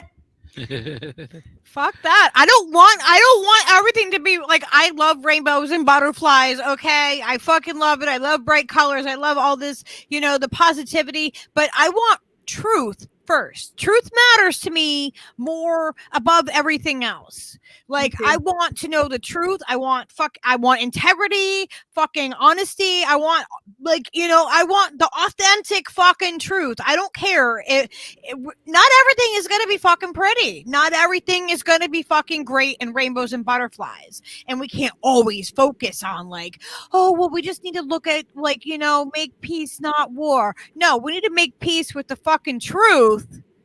And that's where we fucking start. Because you know what? If I could give the world one thing, I would give it truth. That's the fucking thing I would give the world. I wouldn't be world peace or, end world hunger. No, I would give the world fucking truth. Because if those motherfuckers couldn't lie to us, imagine what we would know. Imagine what we could do. Imagine the life that we could have. That's that kumbaya shit right there, right on the edge of it all. But if motherfuckers can't be honest and be real and make peace with the unsettling, stark reality of fucking reality, then where can we go from there? Text me or call me in 20 minutes or so, okay? Oh, you're talking about blind justice. Okay. Yeah, he's going to take off. He's going to go for a walk. Democracy equals gang rape. Wait, it's really fucking late there. That's kind of sure. I've always felt this way, but I always, I tried to have meaningful and intelligent discussions over the years with different people, like people that, religious people or people that were, didn't believe in humanity as much as, the important things about humanity. And I got so exhausted and so mad. I'm like, you know what? Fuck it. I can't do this anymore. I'm exhausted and frustrated and mad. And so forget it. People if you can't force someone to stop doing drugs or stop overeating or whatever, people have to have the light bulb over their head. The information's out there. And, this whole thing about that leads me into the propaganda and brainwashing philosophy. People are not brainwashed, and propaganda does not cause you to think differently than you would have normally. Because then I could say, then I'm propagandized too. And no, yes, it affects people. But you have free will and you have the ability to get the information and make decisions and change. It's hard, but I do not. And it's also taking the blame away from these people. No, don't blame their assholery on propaganda and brainwashing. It's their decision to be assholes. and they can choose not to be assholes. I'm so sick of this. Even people that are in agreement with us on a lot of stuff are giving these people a pass, blaming propaganda and brainwashing. I've had it. Yeah. I'm sorry. I just can't. This is too much already. All these I years agree. of- I agree with that, like to an extent, but I think ultimately it's beyond propaganda at this point. The systems that we grow up in, and the educational systems, and the you know, the higher learning systems, and all of these things are in place to indoctrinate you to think a certain fucking way. And now when they are coming at you constantly with this fear stuff, constantly to make you feel a certain sort of way, you can opt out of that completely and not be affected by them at all. So It's like religion, you're Steve. absolutely right that people have Right? have a choice to fucking make. You either engage with that or you don't. If you don't, then you're you know what I mean? You have your wits about you, and you can see things. Things become apparent to you, you know, because you're not in that constant barrage of misinformation and fear. You know, it's more I think it's more than propaganda. It's like the actual physical sense of fucking fight or flight, you know, like there's a fear mechanism that's activated in everybody, and everybody's releasing these chemicals into their body, like as if there's a fucking lion coming to eat us at all times. This is just like religion does the same thing. Religion does the that same dogma fucking is thing. the same. The same Very exact few people effect. can get away from that. Just like Yep. very few people can get away from being assholes. Right. Same thing. Yes, it is fully. I think that it's not just like this whole propaganda arm, but I think it's just the willfulness to just not be inquisitive, like at all. We're Like dumb. it is like this willful ignorance of like just like I no critical thinking skills, and that's okay with me because I have Because my I love self-doubt, and I love to not be right about things. just so I won't even question anything. because I think it's so much too by design, right? There's always so much happening by design that we can't even like people's brains just they can't wrap their head around all of it, right? Because it's so the much. news cycle is just and then ridiculous. If you're engaged in that cycle, that's the thing that I'm talking about. They just keep you in this like panic mode, like you're thinking about all of these things all the time, and it's just no wonder that the United States eats more fucking Xanax than any other fucking country, because that's it fucking tweaks you, and that's what it is. People Do you know that most Americans read below a sixth grade? The average, is below a sixth grade reading level. Yeah. And I think people are in general, and there's so many reasons for it, but here we are now. And I think most people don't have a developed sense of emotional intelligence, critical thinking skills, and whatever the reasons are, that's, I think that plays into it. And it's like generation after generation. It's like we came here, we took over, we did this thing, and we've developed and morphed and evolved into who we are now. And it's just a perpetuation of this xenophobia, ignorance, religiosity shit. It's like all this shit mixed together, and we're stuck. It's like, how the fuck are we going to get out of it? I mean, I don't see a way out. I don't. I'm sorry. It's like a weird, that's what I'm talking about. Like that indoctrination process turns us all into these servitude fucking robots that will work every day of our lives until we fall down dead, and fucking repeat, just fucking rinse and repeat. The whole next generation is the same thing. And it just keeps getting, the gap is in the wealth is just getting bigger and bigger and bigger, and everybody's getting poorer or they're getting richer. And then people are pushed into work like sex work to try to stay afloat, right? And try to just, like, I wonder how many people are in the business because they would be otherwise. You know what I mean? If it wasn't survival mode, how many people would be in that business? Not many. No. But what I keep thinking, what's going to be the tipping point? 300 and some odd million of us, so many of us are suffering so badly now, right? Why? What's going to be the tipping point where we're out there, millions and millions of us, revolting and whatever? I think there's too many, and I hate to be a general, say these labels, but there's too many comfortable shit libs out there that continue to send their kids to these emotionally expressive schools. Yes, everyone needs a good school. There's not enough uncomfortable people that are too comfortable that say that they don't like, that are kumbayaing.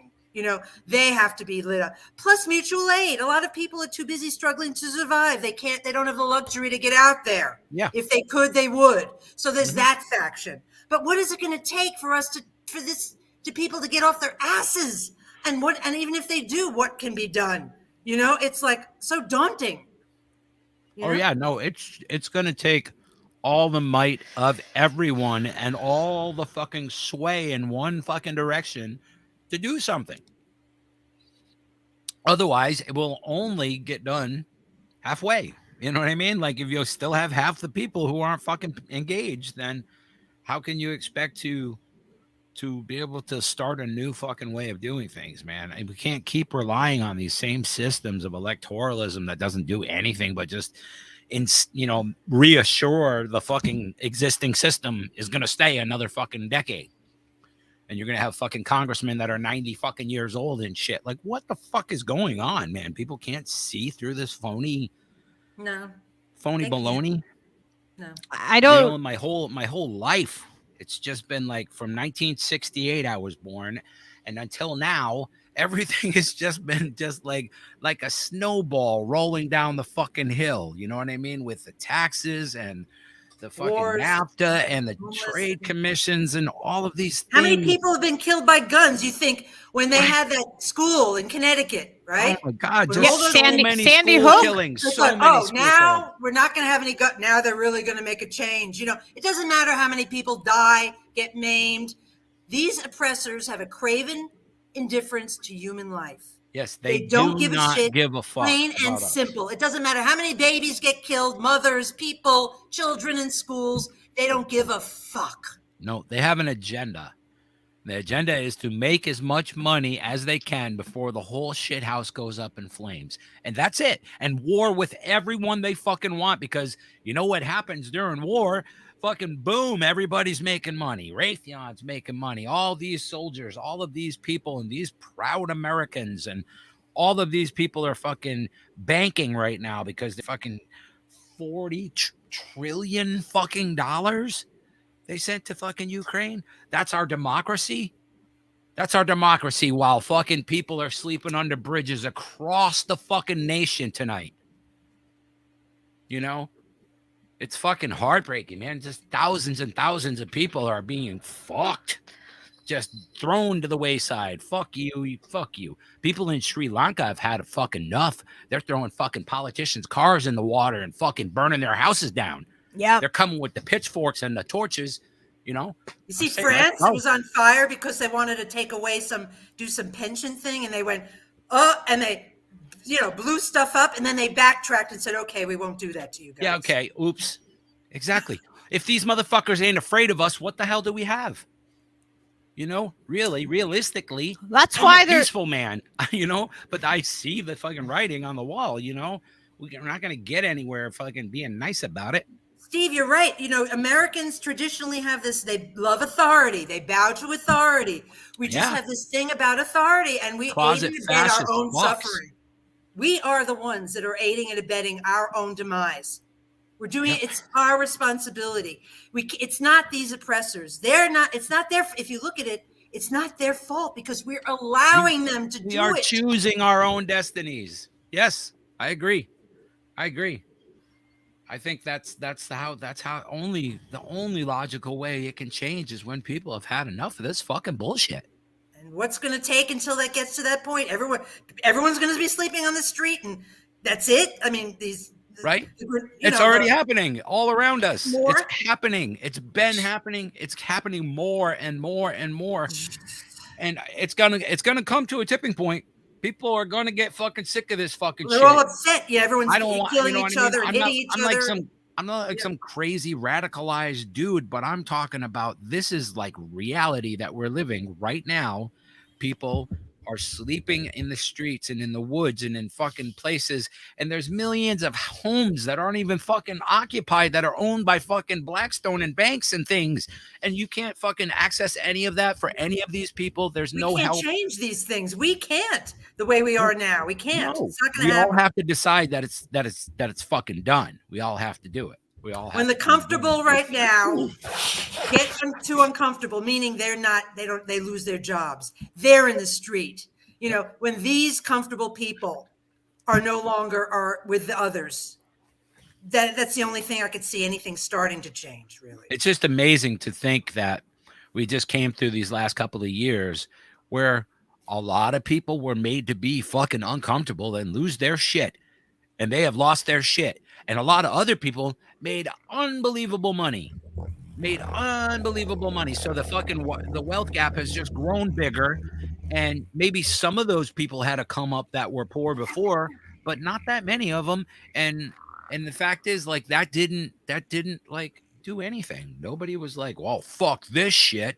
You know, nobody was like rallying behind that thing. Like our government said, Joe, you said you were going to give us this fucking money as soon as you were fucking president. You said, fuck you, psych. That should have been a tipping point. That should have been like, No, fuck this. not enough. You know? There's just See, been no, it's just like nothing. one thing after another. Like they just keep shoveling it on and on and on, and it's like, when is it going to break the When's camel's enough? back? When is that going to be the last straw? Because I keep waiting, and I'm like, how the fuck are we not like? How am I still screaming the same things? How am I still saying these same things? Why is everybody not in the streets? I know people that are older than me, though, that have been screaming the same thing I'm screaming now when Clinton was in office. Freaking out, telling me I was, like I'm an idiot for voting for Obama. And here I am buying right into that fucking bullshit. So it's like you like take your turns getting fucking duped by whatever fucking bullshit you believe, and how engaged you are with the fucking media, and how engaged you are with your friends who all feel the same way and echo the same thought. It's fucking garbage, man. It's like we really have to teach our children critical thinking skills and eliminate a whole bunch of this cucktude fucking bullshit. Well, I mean, like, what do I always say? I always say walk towards the things that make you uncomfortable and walk towards your fears, because until we go towards them and fucking tackle the fucking shit, air it out, bring the fucking truth out, bring it to light, and then Shine a light on it. we can move past things if we can just see them. Wow. That's We have great to, in theory, you know? Lucky, but most people do not have the internal capacity, have a sense of self, an internalization, a relationship with themselves, critical thinking skills. They don't. It's just part of our collective Americanism. It's not natural We don't- to do we that. don't have that. I'm asking Yeah. people to do unnatural things. We're not emotionally intelligent, developmentally intelligent. We don't have that. We're just not like that. Americans are just, for the most part, not like that. It's just the way it is. I don't, to accept all this We're shit. conditioned. We're conditioned from birth to feel certain ways about certain things, and never those fucking things will ever fucking change, because those are the things that those are the things that you're taught from day one. You know what I Okay, mean? yes. And if you're a Yes. racist fuck, you were taught black people are bad or whatever. You know what I mean? Like whatever this instance is, you're conditioned from birth to feel a certain way. And- So American people can't hold two separate opposing ideas in their head at the same time and work out that We're those dumb. things are okay. So pretty back good. to like our even like to to circle it back to you know what I mean, like being like sex worker. It's one of the oldest professions, right? Oldest profession. We knew that like the kings had mistresses. Like that wasn't uncommon, right? Like everybody knew that they did, and nobody like talked about it, We all right? died of syphilis like- and had 15 children. Right. Right. Like, That worked out for them pretty well, huh? and everybody knew it, but everybody yet it's like Santa Claus, you know what I mean? Like you fucking you know it's fake, but it's like we create this environment where everybody knows what the truth really is, but nobody really fucking, like, it's like the elephant in the room. You can't discuss it. Why not? Why the fuck are we not discussing these fucking And you know things? why we have It's so many sex stupid. problems? It's directly tied to capitalism. Yeah. You know, it always goes back home, right? Always. If you really distill it down to its simplest form, it's capitalism, imperialism, hatred, all the bad stuff. Yep. Why are we so fucked up sexually? This beautiful natural thing, because it's commodified, and the whole thing with women and mostly sex work and being, abused and using or having to, survive and use our body. It's all connected that way. And people are so dumb, and we're not connected with our sexuality. Sexuality is commodified and used, and we're all fucked up. We use it as power. We don't get pleasure. I mean, that's just another part of our lives that's fucked. From Another thing that's politicized. It's another political thing. Yeah. They Yeah. Sorry, go ahead. I mean, like it's but it's ridiculous. It's like it's literally the oldest profession. The oldest profession. Everyone knows it's happening. Everyone knows it happens. But yeah, like somehow the women are always the one because we're more that vulnerable. take the burden of that, right? Like the women take the burden of that. And then think about like, and then on top of it, imagine like, sex workers and then not being able to go and have an abortion if something did happen. Like, I think. Can you imagine like being like not being in that position? Like, and I can't imagine. I had 3 abortions. The first one was when I was 18. I met this guy in the subway, and he looked like a rock star, and he was married. I didn't know that, but he was in a band, and I used to go to his recording studio, and we used to have sex on the floor there and whatever. And then I found out I was pregnant. I never saw him again after, I just never stopped calling him, And then I went and had an abortion. It was in a hospital. In those days, the city of New York gave you got an abortion. You could have one at the hospital. They don't do that anymore. You didn't go in. And that was hellacious. They put me out, with general anesthesia, and I got sick, and it took time to recover. And then the second time was in Boulder, this little clinic, and that was not so bad. And the last time was right before I was going to go to school, back to school, and I got knocked up. Man, I was fertile. And it was right after I got back from the circus. It was kind of funny. But anyway, and I went to Planned Parenthood in Brooklyn, and that's when they were out there with those signs and stuff. And it was so disgusting. And of course, it didn't affect me. I just was angry and told them to go fuck themselves and went in and got my abortion. But years later, I became an abortion clinic escort, and I used to stand out there in New York with a vest and help women get into the clinic and, safely, because these fucking people were out there with those pictures and shit. So I had to do it. So I did it. So I feel like I did something, really meaningful and stuff. But yeah, I was able to do that. And then I got my tubes tied, thank God. And the city did, and I was on public assistance, and they paid for it. So thank God I was able to do that. Right. But I've been through all of that, and I made these choices, and I was very happy I was able to do that. It was difficult then. Now it's almost impossible. But this whole thing with these pussy hat people going to Kavanaugh's residence, fuck them. They're not there for Julian Assange. They're not there for homeless people. They're not there for the wars. They're not there for anything. But this is close to their heart. That's what I have for Kavanaugh. Hopes, wishes, and prayers. The same hopes, wishes, and prayers that Eric Brandt had for that fucking piece of shit judge there in fucking Denver. So I'm just saying.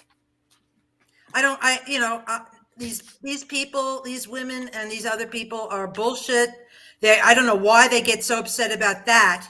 And yet they don't, you think, oh, I'm upset for this. I'm going to get, it's like a universal feeling of humanity you have. No, They're like cafeteria style. Oh, I'm going to get upset about this, upset about that, but fuck everything else. Like, what the fuck is wrong with these people? Yeah.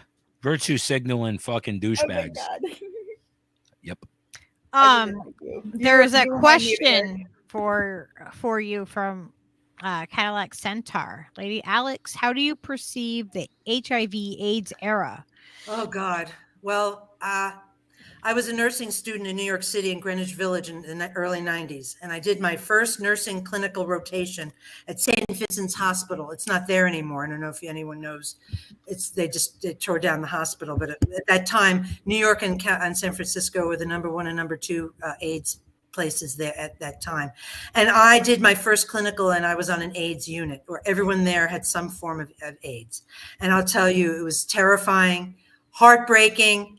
and never an empty bed. So that experience stays with me in my memory forever and ever and ever. It was horrible. But then I developed a way of not being afraid anymore. I got more information. And then what happened was my nursing teacher invited me to speak to new nursing students coming in to discuss my experiences because they were terrified. So at least I had that experience. But the whole HIV thing, of course, Fauci's an asshole and the United States sucks. And we all know that, I knew that what was going on with him then in the 80s. And I knew that medication was killing people. I knew it. And I knew that there was homophobia and everything that was happening then was just a continuation of everything. And now here we are now, in its iteration.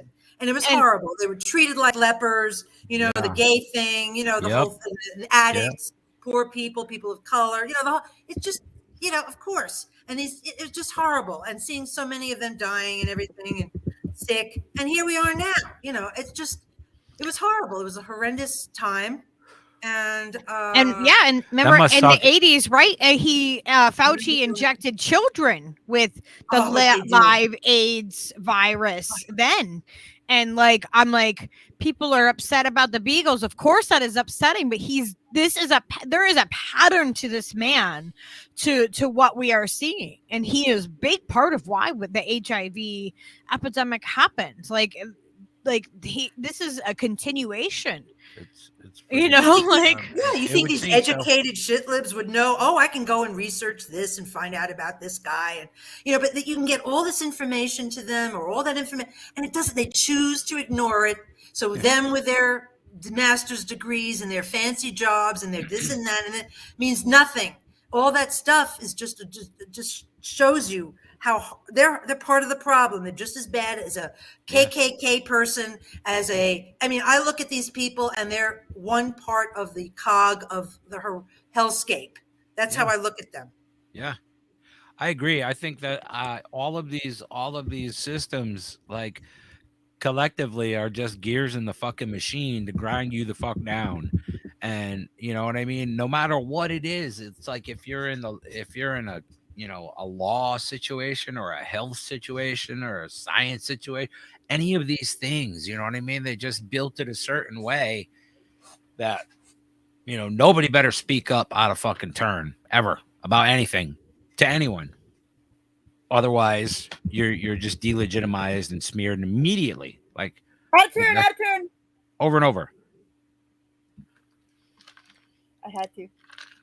So Noli, what kind of crazy experiences did you have when you were working in the industry? What was one of your greatest sexploits? Sexploit. Tell us your sexploit. So this guy who was referred to me was given my number by a judge. I don't know what he did. He only came through maybe twice a year or whatever. But he was from outside of the area, and he would pay over $2,000. If whatever the girl demanded, plus my cut, he would pay so that they would throw up on him. What? So that they would throw up on him. Gnarly. Wow. That's bulimic weird. I like it. It's very better than scat. Yeah, better than scat. Yeah. People have some weird things. I kind of get nervous when people start talking about that. I'm like, oh no, golden showers isn't so bad, But puke is just puke. Whatever. I don't know. I don't think that would gross me out as much. Oh God, no! Did they have to eat a certain thing? So there was only one girl that I had there that was willing to do it, and she charged fucking whatever the fuck she felt like charging. And she always made me go in there with her because she was just like, no, I'm not. No, this is fucking weird. This is fucking weird. I'm like, okay, so I have a really sensitive stomach, and sounds will make me gag. I'm not even kidding. Oh no. All right. So she's gagging and trying to force herself to puke, and I'm just watching her do it. I'm like, It's a gag fest. Yeah, it was not okay. So that was a weird one. $2,000 gag fest. Anal sex. What's your consensus on anal sex, people? I think I'm fine with it. I want to know like 2 days ahead of time before somebody wants to do that, so that I can prepare. Because if I don't prepare, you're not doing it. Yeah. And I'm a firm believer that anything that you do to me, I get to do to you first. Oh yeah, I used to peg guys years ago. It wasn't called pegging. I had a giant dildo attached to a strap, and this guy I was with loved it up the ass. It was fantastic. Men need to know exactly how it fucking feels because of the fact that they think they can just shove it in there. And it doesn't work like that. You're gonna tear things. You're gonna make things bleed. You're gonna fucking do damage, even permanent damage. You fuck. Do you know when I broke up with this guy? There was a male gay couple next door, and I had all these like magazines and stuff. And then I gave them that giant dildo. It was very lifelike and had all kinds of attachments, very expensive. And I gave it to them when I left, and they were like, "Oh, like, thank you so much," you know. It's like a little present. You know? They had their own, but they were like, "Whoa, look at this," you know. That's great. But Yeah, I knew a guy that like, you know, had his own dildo already. And I was like, oh wow, that's a rather big thing. Really? Okay, yeah. Baby Jesus butt plug. It was not a butt plug. That was I would not go nowhere near that thing. Like, no, thank you. Too big. Yeah. Well, it's not you Steve. can't knock a guy who knows what he likes, you know? It's not Steve. There's some things I loved years ago and I don't like. I mean, you change, you know. Some things that go back to the old, you repurpose some shit, you know, you come back. Life is an change. evolution. Yeah, it's like a constant, it's organic. It's what's that terrible word? Fluid. Fluid, I'm man. sexually fluid. Sexually fluid. I swing both ways, so whatever. I dated a husband and a wife for a while. Like I've dated like Me for you know many a years. Like people called me a lesbian because I dated just women. Like for a really big chunk of time. Like many But a it's years. because there was no decent men around. Am I right? It was like what, I you wanted to date was her, you fuck? just was dated. I don't know. I was just into women, dated from every kind of woman, from like a really super feminine woman to your like a butch to a stone, you know, like where like there was no touching her at all. Like she didn't want to be touched. Like, so, you know, like every type, like, yeah, I explored it. I think consenting adults should do what consenting adults do. I know what like breast milk tastes like, you know, from like a bunch of my different friends. Ooh, yeah, I think there's a shortage of that. like, you know, Lucky's kinky. I love it. I had friends that would this was like probably 4 or 5 years ago, when she was breastfeeding, she would just pull out her tit and squirt it at you. Oh my god, I had a friend who would do that shit. Fucking used to piss me off so bad. Keep that shit to yourself. Long distance titty shots. That's cool. You know, I You mean, like girls are funny with your consenting breasts. adults to just, you know, have Yeah, I fun. believe, with drugs too, substances. I believe that anybody who wants to use Bodily autonomy. anything, I don't care if it's Your IV, body, heroin, whatever you want. it's your body. If you're not fucking harming yeah. anyone else in the process, do whatever you want. That's it. The end. It's your body. That's it. Correct. That's really how your I body, feel. not what the shit libs say. It's our body, and I control my body, but you know, and all this other crap. No. Yeah. Yeah, it's like, no, my body, my choice for everything. Yeah, no, they can't Literally, do yes. this, maybe Yes. not that. What I think you should know. It's an all or nothing situation in this. Exactly. The 100%. government never should have been able to tell us what we could or could not put into our bodies, do to our bodies, or put on our bodies, or fucking, you know, what? No, fuck that. It's fucking bullshit. Yeah, I believe Exactly. in decriminalizing all drugs, everything. People should be able to do anything they damn want. And you know what? With all this If I suffering, want people to should put be able to bleach in get my eye, narcotics. I'm going to put bleach in my eye, motherfucker. Shit. Let people take opioids. Prescribe them, God damn it. You know, if they want to take it, to do it responsibly. Give it to them in the safest fucking form possible. Yeah. Don't make them go kill themselves fucking doing this shit. I mean, you give them cholesterol medication, which makes them want to commit suicide. You give them, do you know how many thousands of drugs are on the market, FDA approved, that are being prescribed right now? Yes. That are all these horrible things that are doing, but yet you can't take my sensor. Oh, fuck. Yeah. The eye med, the other yeah. med, and the other med. You know, you can't take other meds because it's not good for the money, Fucking the ridiculous. profit. But they can give you these other meds that are known to kill you and or Right. harm you and have a million side effects and cause you to have suicidal thoughts. That's fine, but you can't take opioids or these other things or whatever else. You know, I played in a band. I'm in recovery from opiates, and that's bad juju for me. I'll stay the fuck away from that shit. That's your choice. See, people should be able to do what they want. Perfect example, right?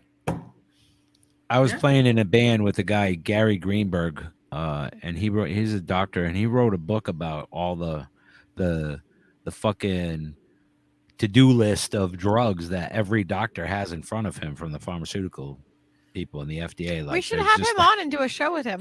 Yeah, I was thinking that too, but I can't remember the name of the goddamn book. But anyway, Like that would be good to know. that would be good to know. But anyway, I should probably read his book. in before his we have book, him on. he outlines how all these doctors are just like, here you're expected to, you know, if it's this, like the laundry list of fucking symptoms, and then you try these fucking 7, you know, and like that's how they deliver the meds to the fucking people, like. And psychological antidepressants, they don't help. Yeah. I've worked in psych for years. Yeah, that's where They he give works these too. people these Medicaid. If antidepressants worked, guess what? There would be no depressed people.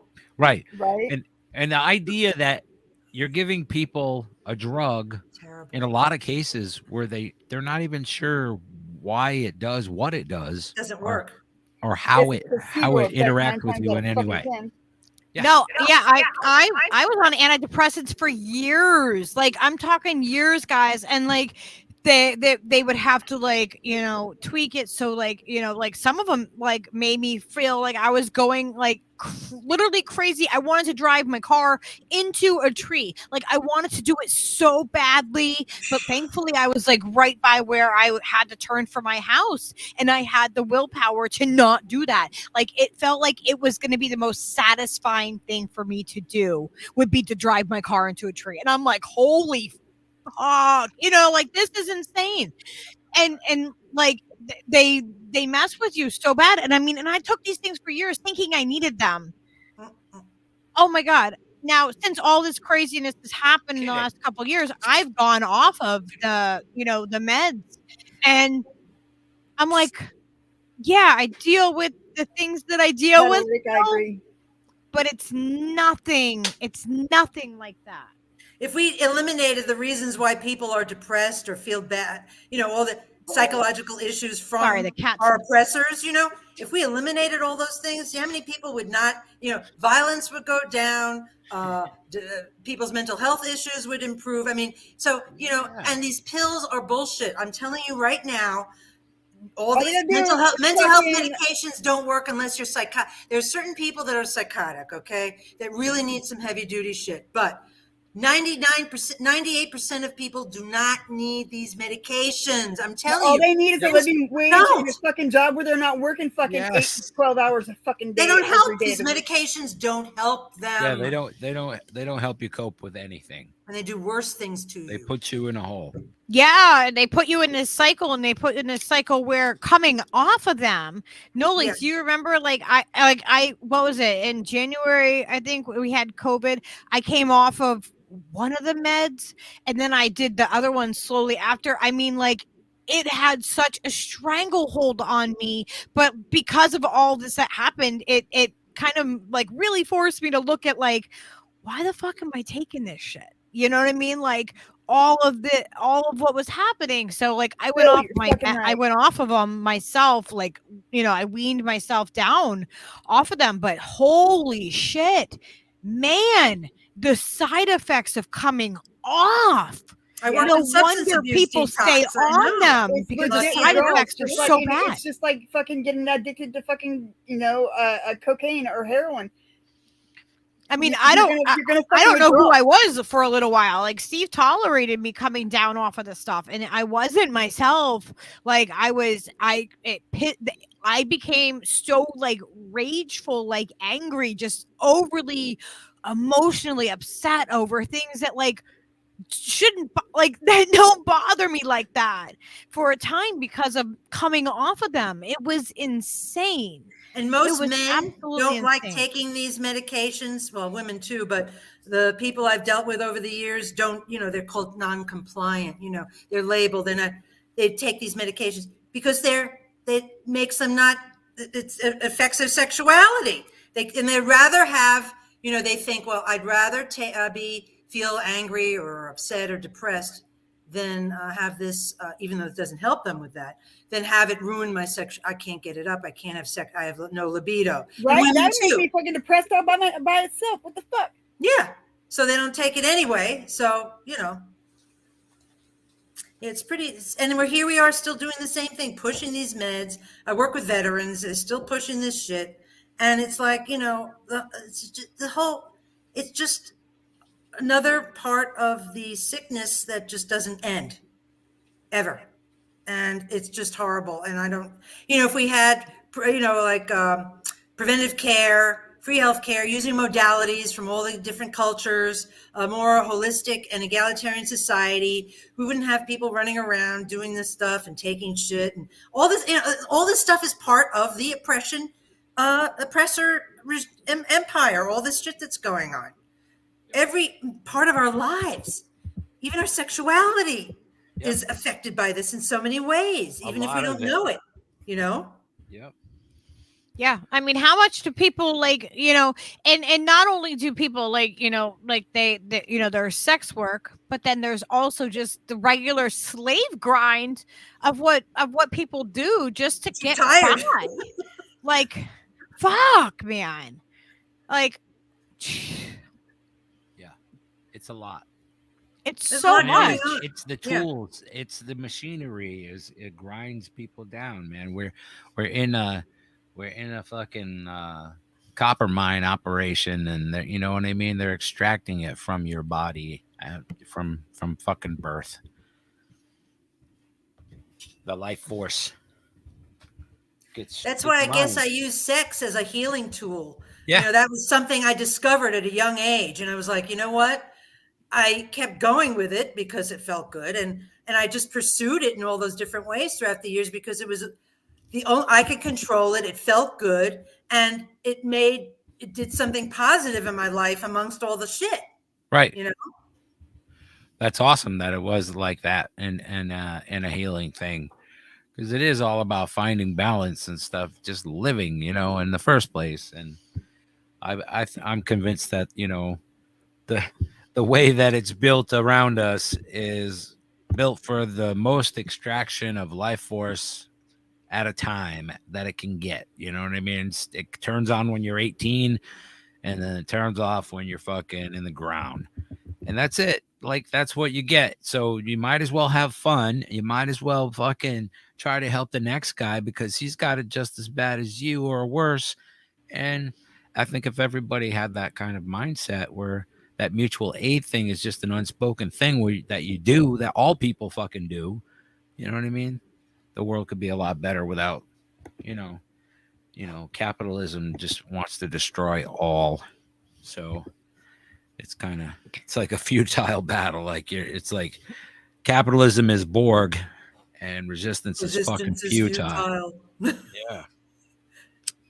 Yeah, I decided today there's this thing in Albuquerque. It's not Food Not Bombs. It's the Albuquerque food thing and mutual aid, and they help, feed people and do.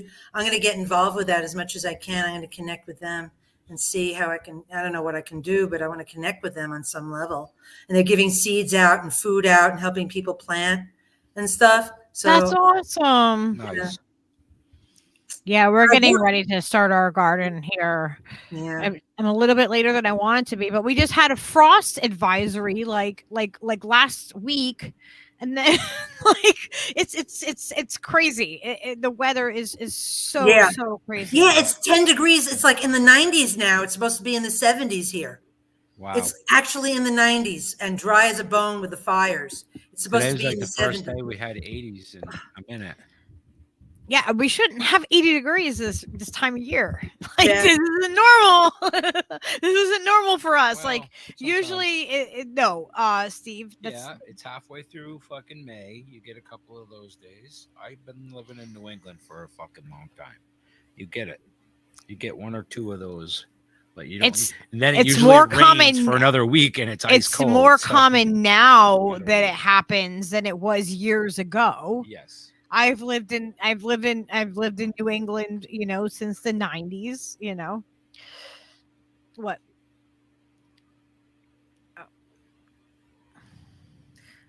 I don't know. Anything else sexually connected to us here? I hope everybody's. Who watches nice to- porn? I do all the time, almost every day. all the time, every day. What about the whole that fan is it OnlyFans or fans only? OnlyFans. OnlyFans. What is that? Noli, do you know? It's where you can sell. You can you do live feeds and you can sell pictures of yourself doing things that the viewers are asking you to do, and they give you tips. And it is sex work, but because it's on camera, it is not sex work per se. It's art. So Put the link in the chat. Right? So you Lady want Alex monthly about to or you blow want up on the OnlyFans? Milk Channel. I know. Rome is all about it. Rome's like, Lady Alex needs to have one Rome and and I will everything. get into business together. Woo. Right? You guys I- are home I run. think it would be really awesome though if we did something like this on a regular basis and I think it talk would be about healthy to make sex and normalize this sex shit. work. Yeah, man. Yeah, this is the only way to make it normal is to talk about it. Like why is it that my whole YouTube is adults only. It is marked that way for Mine a too. reason. I don't have a fucking it is Dirty not burrito after dark. Aggravated progressives like and so And you guys will see My me. goodness. You may run across me on these, but I'm here to support my friends who are still in the industry, and fucking that is about it. So don't ask to see fucking nothing. If I post anything, it's because I posted it for everybody to see for free. Oh. Yeah, I think it would be really interesting though to learn more about the different states and from a law perspective, from the law that is established in this country that we are supposed to follow. What ways can we help keep our friends safe that are in that industry? And where the Like, abortion, and how can we the support women's them? clinics And are, right? huh? Where the women's clinics are, what's open, yeah. the 3 in the state of Texas or something. Really like a PDF or whatever that people can download would be super. Underground super Railroad, handy. Underground Abortion Railroad. Yeah. Yeah. Now, what's California saying now? We're going to fly people in and have boutique abortions for people from other states or Yeah. what? That's bullshit, because that's for rich people. Fuck that. That's Yeah. such fucking horseshit. Yep. Fuck California, dude. Fuck them. Paying their cops $1 million a year. A year. One Well, cop. getting people $1 are million fucking a year. starving. That's bullshit. Mhm. Fucking California. Fuck you, California. Shout out California. Fuck you. All right. I really hate cops. There's one cop that I do not hate. One. But he's no longer a cop. He is facing 20 fucking years for doing the right thing. For fucking Well, doing the whistleblowing. right thing. His often court is date a is coming up in fucking July, bitch. and it is in Juliet, fucking Illinois. And if you guys can be there, I will be there. Well, let me know if you need help, if you want to live stream it or you want to cover something. Yep, I will let be me live know. streaming from inside the courtroom, and then the protest afterwards. So yeah, Nice. it'd be good to have it on your guys' channels too. Yeah, absolutely. We're down. Noli helps us out tremendously, guys. You guys should all go over and make sure you subscribe over to her channel. She lets us use her StreamYard. So when we're able to do this so much more smoothly and all this because of Noli. It's really Thank you, Noli. amazing. And have wonderful guests like Alex. I love Yes. you guys. We love We you. love you. Seriously, like it's a really amazing the community that we have. All these Like people. I'm always mushing over our community. I know, but like I really do feel that way, and I really appreciate everybody that's in our community. Like just There's some the righteous fucking people. support, man. Like if I'm having a fucking shit day, I know that I can go into any one of the chats and see you guys and be like, I'm having a fucking shit day, or the most exciting thing happened, and you're gonna, like you're there for me and I'm there for you guys, and I want you guys to know that. Like we really truly appreciate all of you. We really care. We really want this community to grow, and it's because we want to bring people together, and that's the real core reason of why we do this. Like it matters to me. It really truly does. You know what really kicks ass is when you get like random surprise things in the mail and you're like blown away by people's kindness. Yes, we got a surprise. We got a package today in the mail. Ooh, and I want one of those ass mugs. Ass mug. Oh, The coveted ass mug. Yeah, the iridescent. You want ass a mug. butt? Iridescent butt. Yeah. Who doesn't want an iridescent butt, I ask you? I know, right? Noli, have you seen this yet? Oh, to have an iridescent butt. Seen what? The butt? Oh yeah, I seen your butt. I seen your butt. What is that? It's not a mug, is it? A planter? It's like a planter. Yeah. Oh my god, you have like a collection of iridescent like body things. Wow. Well, you've seen the one that Combo Couch has, right? I love that one, yeah. Yeah, that I made that. You did? Yes. Oh my god. I made it. I dildo. painted it, and I made it have like the little like Combo Couch like tramp stamp like I on the love butt that. part right here. I knew that ass looked familiar. Have you seen this ass before? I sent I've seen that ass before. I sent them a big box of all kinds of goodies and stuff. But that's where the butt came from. I love that.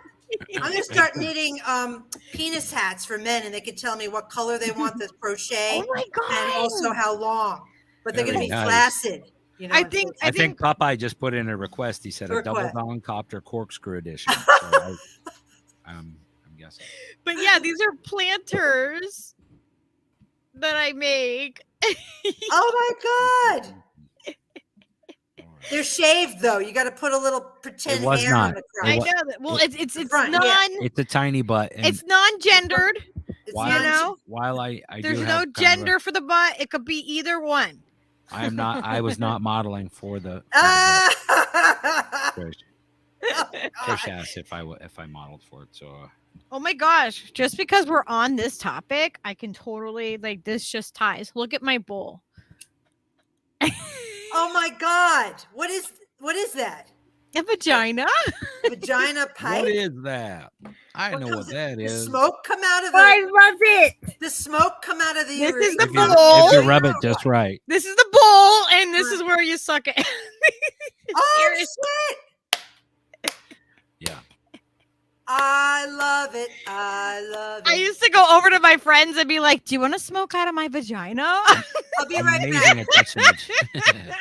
Amazing attention to detail by the craftsman there. Yes, I love it. I love it. Like it's they did a good job. Yep. Well, How do I? Yeah, there we go. Did you make that or No, oh. it's her you name should is. make a mold of it and reproduce it. Yeah, I could probably carve something like that. Like, Okay, we could get probably- I'll ready. send you the see fucking this? silicone. I don't care. See this? nice.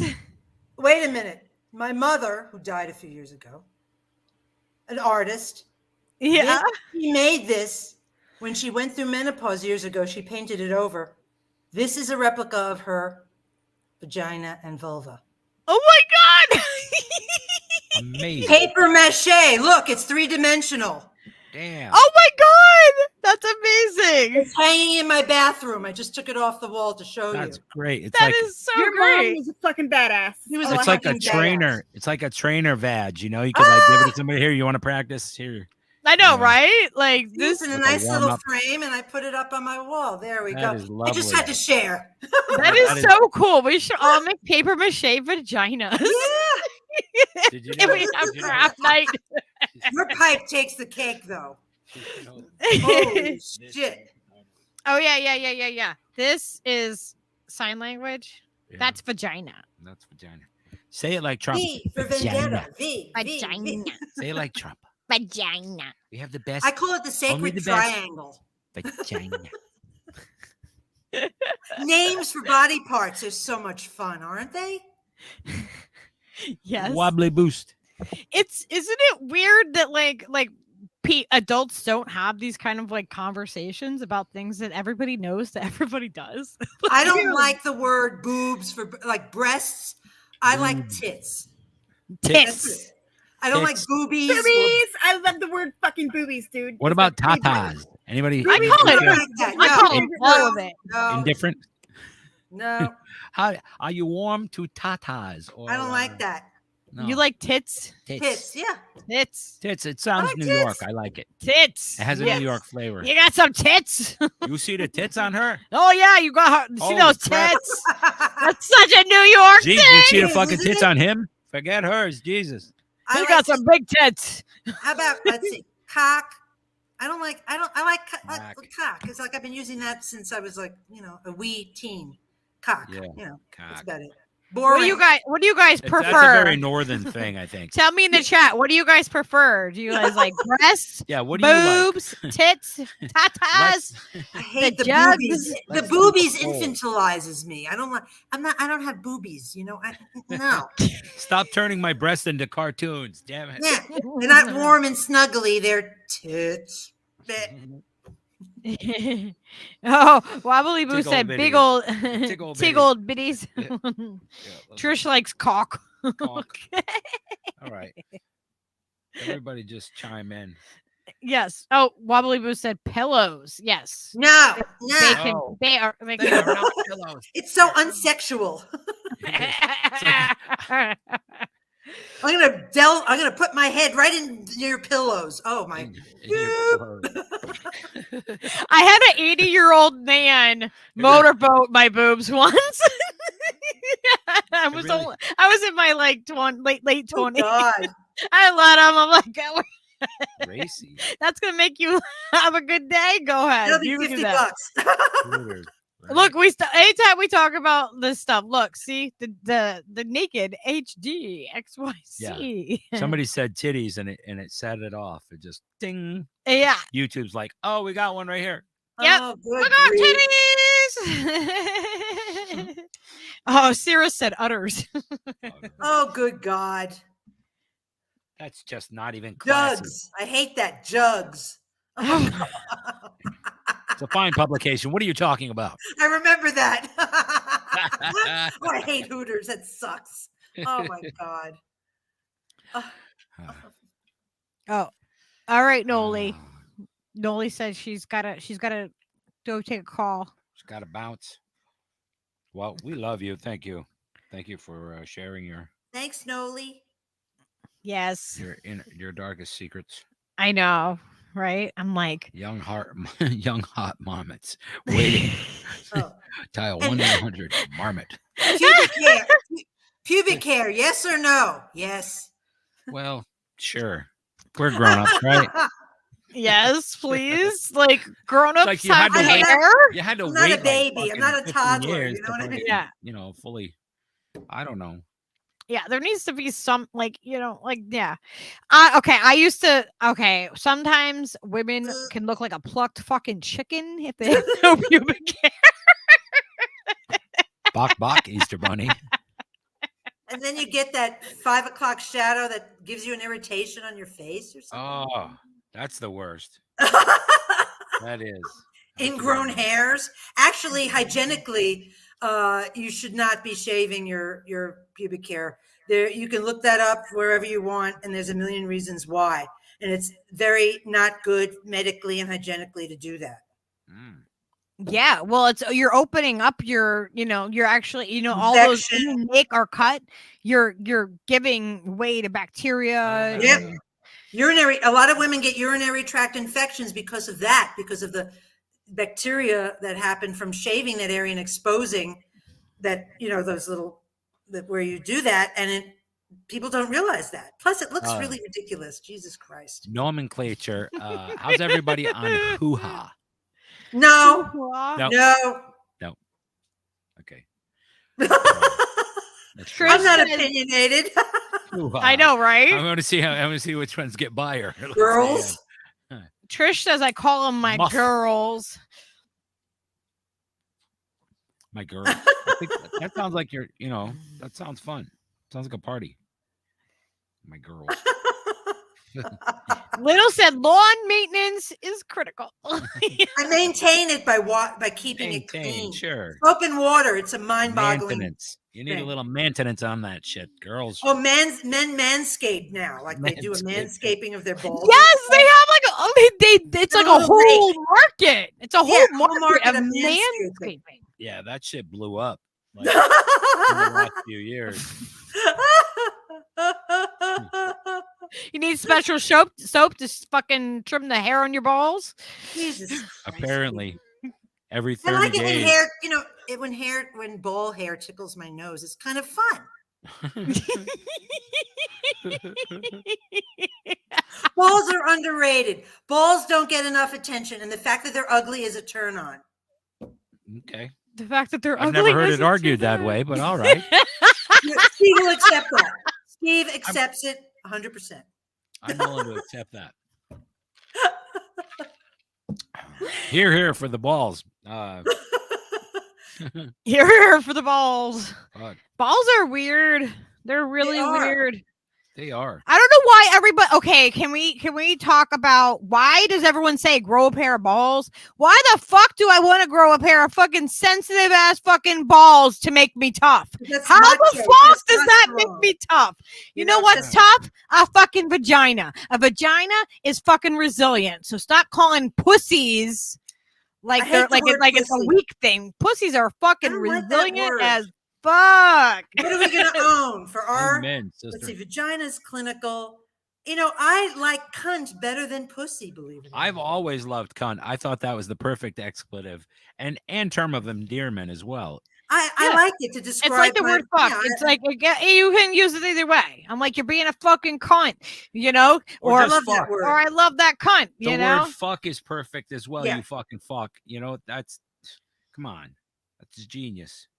Whoever wrote that shit. Red Wings, of course. Oh Sorry. God, I remember memories. I have my Red Wings. TMI. Oh, hey, really? Cirrus asked.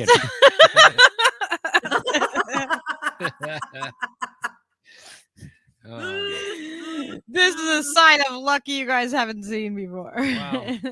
Oh.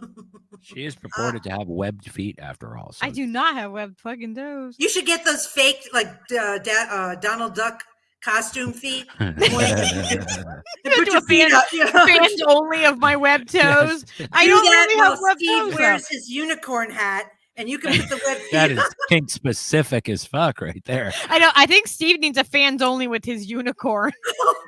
That and nothing else on, Steve. Just the Little horny. And then Lucky just with the webbed feet costume, and then Steve with his unicorn hat. That's kinky as hell. I would like to adopt that persona for a while. Just be little horny, like a street kid from LA who just doesn't take any shit from anybody. He's always roasting everybody he meets and shit. Like all these my fucking OnlyFans fucking requesting shit. Like, hey, fuck you, buddy. I'm not doing any of that shit. Send me some fucking money. Oh See my how that gosh. works, We always that say might be that fun.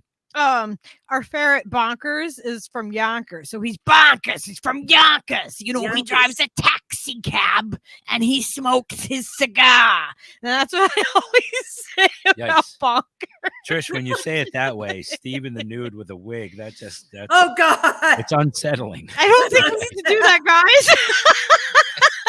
I don't think we I I just read that out loud and was like, shudder. So what do we have words for penis? Let's see. Uh, Cock, skin flute, PP. It's just like little boy. dong. PP is way, Wong. way fucking Yeah, schlong. infantile. Purple-headed Schlong. yogurt slinger. Whoa. Purple-headed yogurt slinger. Come on. Jesus. That's a good one. Wow. I didn't know she had the kung fu grip. Until I pulled out the mushroom tip. Penis doesn't get a lot of, there's not a lot of enthusiasm for the, yeah. No, they're Yeah, just, it's they're kind of not. It's a disappointing word. Disappointing. Yeah. Yeah. It's just not Not as exciting. the schlong. Let's see. It Let's doesn't see. have that same, Vagina, pussy, twat, cunt, clam, hairy clam, The oyster. oyster, a moist oyster. carpet, munching thing. I don't know. What else for? Let's see. I don't know. You got your quim. Wow. You got your fur pie. What What else we got? That's about it. I know. What else? What, yeah, there's so many things. Pussycat. El gato. El gato's nice because then it's like multicultural. Oh, You see what Little said? If What? Stever's curtains match the drapes on his chin, that shit's down to his knees.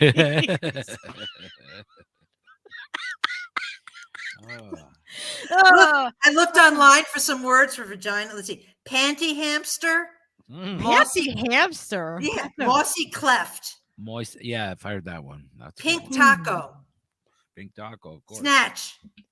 Snatch. I can't believe none of us said snatch. I What the know. fuck? I feel very upset about that. Yeah, that's a missed opportunity. How about poontang, Poontang, Oh yeah, Of poon. course. Yeah, of course. box, Box. Oh yeah. Hot Oh yeah. box. bearded clam, furry taco, tuna taco, Tuna. fur burger, Yeah. Fur burger. Of course. Yeah.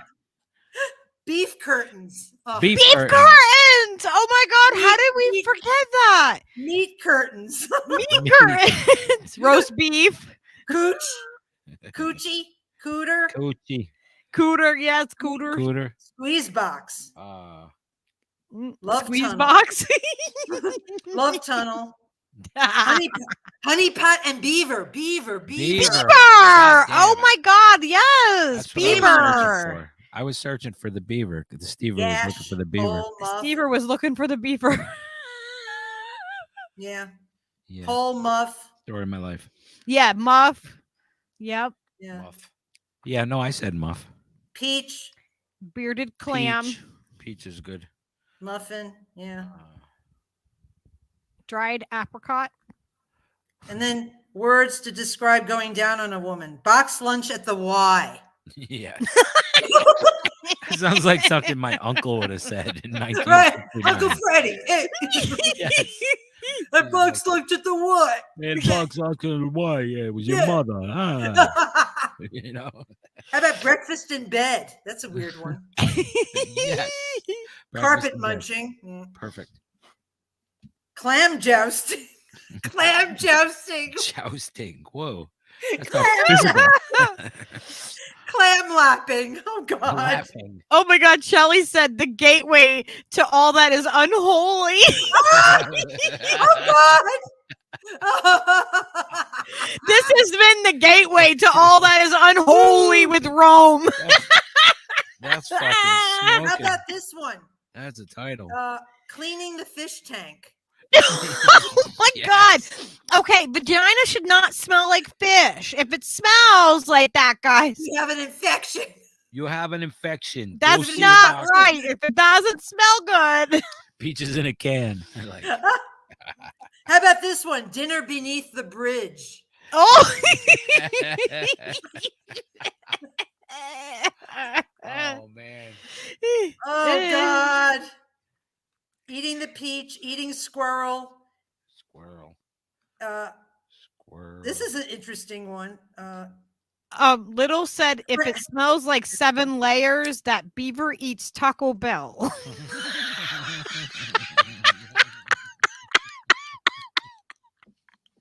This is a weird one. Lady Braille. No one had a big brown beaver. What the hell is that? That doesn't sound like. Wait a second. Did they go too far? We have this one. Wait, oyster gargling.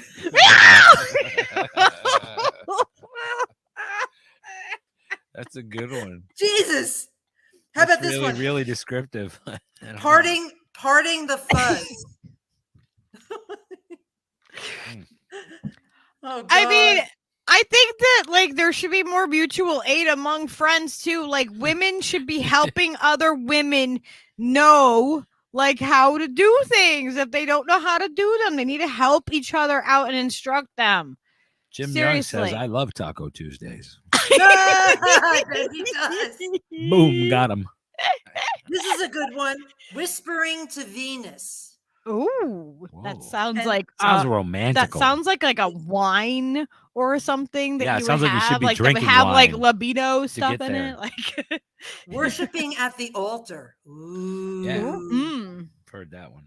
This is the funniest one. Yodeling in the canyon. That just implies vast space. That's weird. Oh my god! I wish Isn't it Rome was funny? still on with us because he would love these. Those are funny. But the beaver, we really should shame on us for not knowing the beaver. That's bad. Yeah, that was. I mean, come we on, lose. Meg. Everybody lost 50 Shame. points on that one. That was. Like we Dang. lost points. We Like lost. we totally we lost. We lost. We points. none of us said. What was the other one? Snatch and beaver. Snatch. Come on. How about fellatio? I want to use slang words for Fellatio. fellatio. Beej. That's my favorite one. Beej. Just because it's just beej, and people are like, what? Popeye said, "Ring the doorbell." Beach. That's Be- terrible. Beej. And if no one What? answers, bite. You know Oh what? my god! This one, Bob on the knob. Oh my god! Knob goblin. Yeah.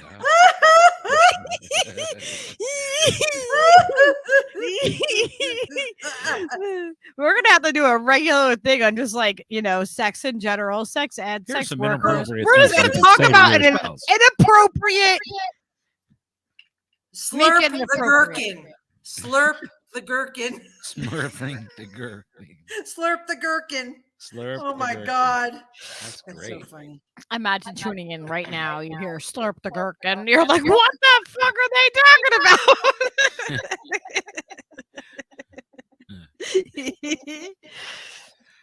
Polishing the pencil. Shelly Oh, said, yeah. "Parting the Red Sea." Muff diving. Thank you, Wobbly Boost. God damn.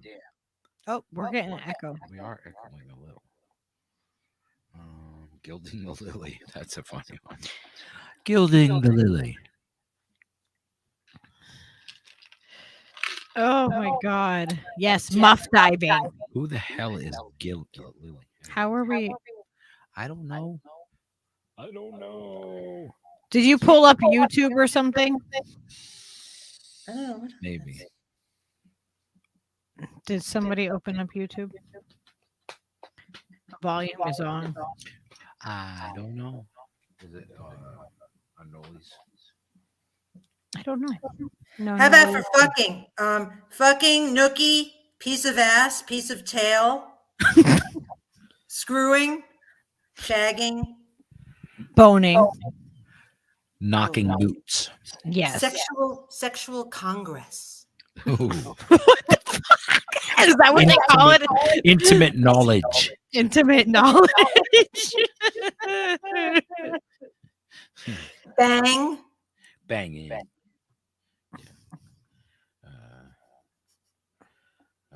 Copulating.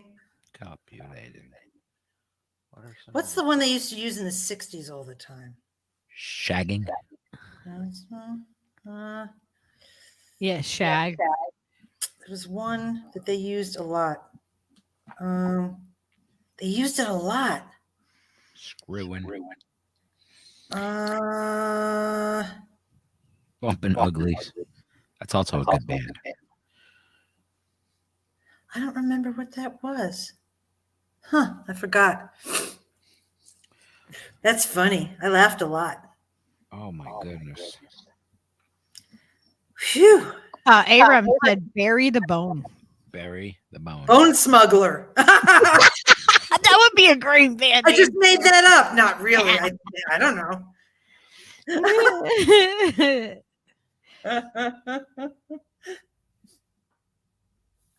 Oh my gosh. So tell me a crazy story about when you did like sex work. Oh, let's see.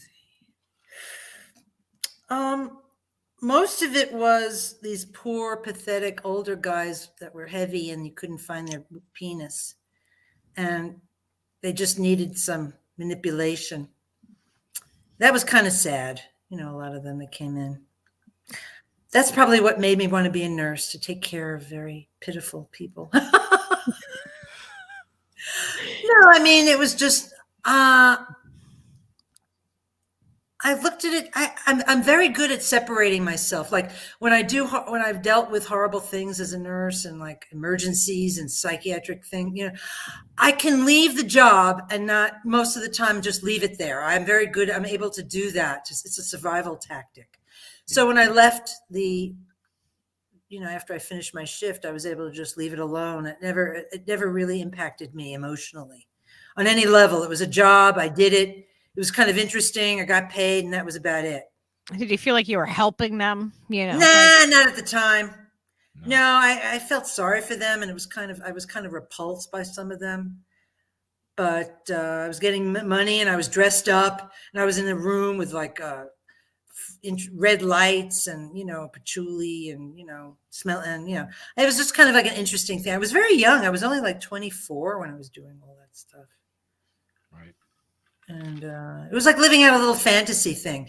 And the guys were like not important, really. There was only a couple of times it was kind of fun, but other than that, nah. No, most of the fun stuff I did was when I wasn't doing prostituting. I was doing my own adventures. Right.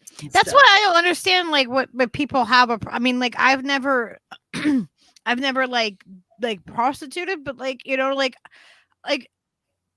there's nothing wrong. Like, why do people have such a problem when there's a money exchange? People give it away for free, like all the time. With like they give it away. They just have sex, but like once money is exchanged, suddenly it becomes a dirty thing. Why is that? What makes it dirty? Well, we're so uptight about sex. It all comes full circle to our whole feeling of sexuality, the way it's presented, just the whole sexuality in all its forms in our culture, and what that does, and the effect that has on everything. Yeah, that commodification that you're like talking we're about. programmed. That same thing, like we were just talking about, like kind of weird, but they were like when they're discussing the Roe v. Wade thing, the judge's notes are like, about infants having a steady supply of Poison formula infants, like so people can have a choice to adopt people. That's why we need them, because we need a steady supply, as if the infants are a commodity. Like it's just like to commodify everything, man. They don't give a fuck. Pussy, fucking dick, whatever. It doesn't matter. Fucking babies, all of it. Our lives. These are a faction of the population that are mentally ill, and I'm not giving them a pass. And their religiosity comes into play, and their ego and their twisted sense of self, and all whoever makes up who they are, they connect with other people in that realm, and it's just another sick portion of the population that are doing that kind of shit. Yep. People want to be, it's human nature. We're social animals. We want to feel like we belong. So sometimes we find ourselves in groups, and not all the time these groups are good. And we're not, we're looking for people like us, and we get together with like people, and that produces a horrible situation.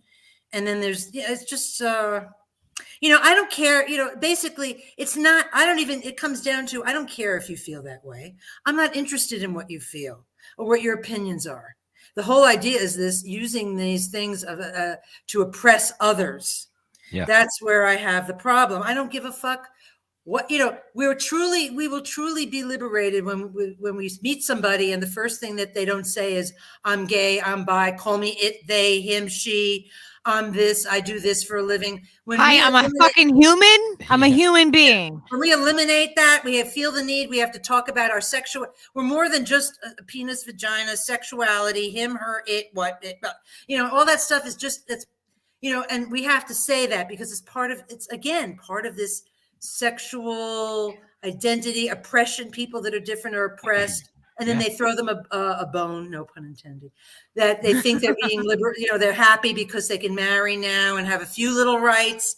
So now they're able to say, oh, I am gay now, I am this and I'm that. And that it's this false sense of security and power, but it really isn't, because it's not real and it's not authentic and not the way it should be. So there's all this stuff going on. And we would truly be free. One of it is not defining ourselves by our sexuality first. I'm gay, I'm bi, I'm this, I'm that, whatever. That shouldn't be the first number one thing of how we look at ourselves and tell people on first meeting, that this is, Yeah. It's kind of. I agree. It is so secondary, but just the way that everybody's conditioned to fucking think and feel about certain subjects. It's just like it's so apparent on so many levels, but so many people are just oblivious to that, like at all. They're just like, they just go along with it. Like, you have to call me this, you have to call me that. Like, shut the fuck up. It's shallow. What's your fucking name? Okay, I don't give a fuck what Call you me, like. I'm Lucky. Like that's. Right. I'm Steve, so I whatever you want me to call you, I will. But I don't give a fuck about whatever letters you have. We play these games now. Now we're the LGBTQ. Now call me it, him, her, this, and we do. It's as shallow. There's no meaning, and it covers up the real issues. It doesn't do anything. It doesn't solve problems. It doesn't change anything. It causes more divides. Yeah, that's what it does. It causes divides, just like everything that this fucking shit, this fucking machine throws at you. It's supposed to make you feel one way or the other. Everything, that's how they do it. Like, that's how they fucking keep everybody at everybody's fucking throats, because you can't feel that way because I feel this way. And they make it simple. They make it simple for all the stupid people to just get on board one side or the other. Did you see without questioning it on Twitter the ad that they have for, what is it, Calvin Klein ad? It set me off. It set me off today. What do they have? Brooke Shields' nubile children doing it now in the? Oh no, it's kind of like, no. Let me it's of grimy like that, but it's worse. I'll pull it up. Terrible. So thanks everybody for hanging out with us. This has been wicked fun. Thank you, Lady Alex and Noli D, unholyRome. I'm just so happy that it's not that I want everyone to come. I think we should all come on the live stream so we can see who each other looks like and be even more connected. Yeah, it is. It's fun, right? I agree. It's everyone needs to come on. Eventually everybody's going to. Can you have like 8 people? We could look up like this and go like do the Brady Bunch thing. Yeah, we can. We can do that. I think it is 8 people too. It's like 8 or 10, I think. Yeah. We really should do that. Yeah. We'll have a virtual potluck or a virtual, or whatever. Or show me your Yeah. sex toy day. Oh my Sex toy god. day. Sex toy Thursday. Or we get Oh my themes. gosh. Take themes. We could all wear strange costumes, and Steve can come naked with his hat. And, you know, Yeah, I like it. I like it. Everybody wear a different costume, and we'll play like sexual Trivial Pursuit or something. You know? yeah. It'll be See, fun. Steve. Ooh. All right, I found it. Steve does not get to say yes to whatever he just said. I don't know. There is no verification of anything. Oh I- no. No. Is the alien gonna come out of his stomach? Oh man. Okay, so this is it looks apparent to me that is a female to male transitioned person, Wow. a transgender person that was female.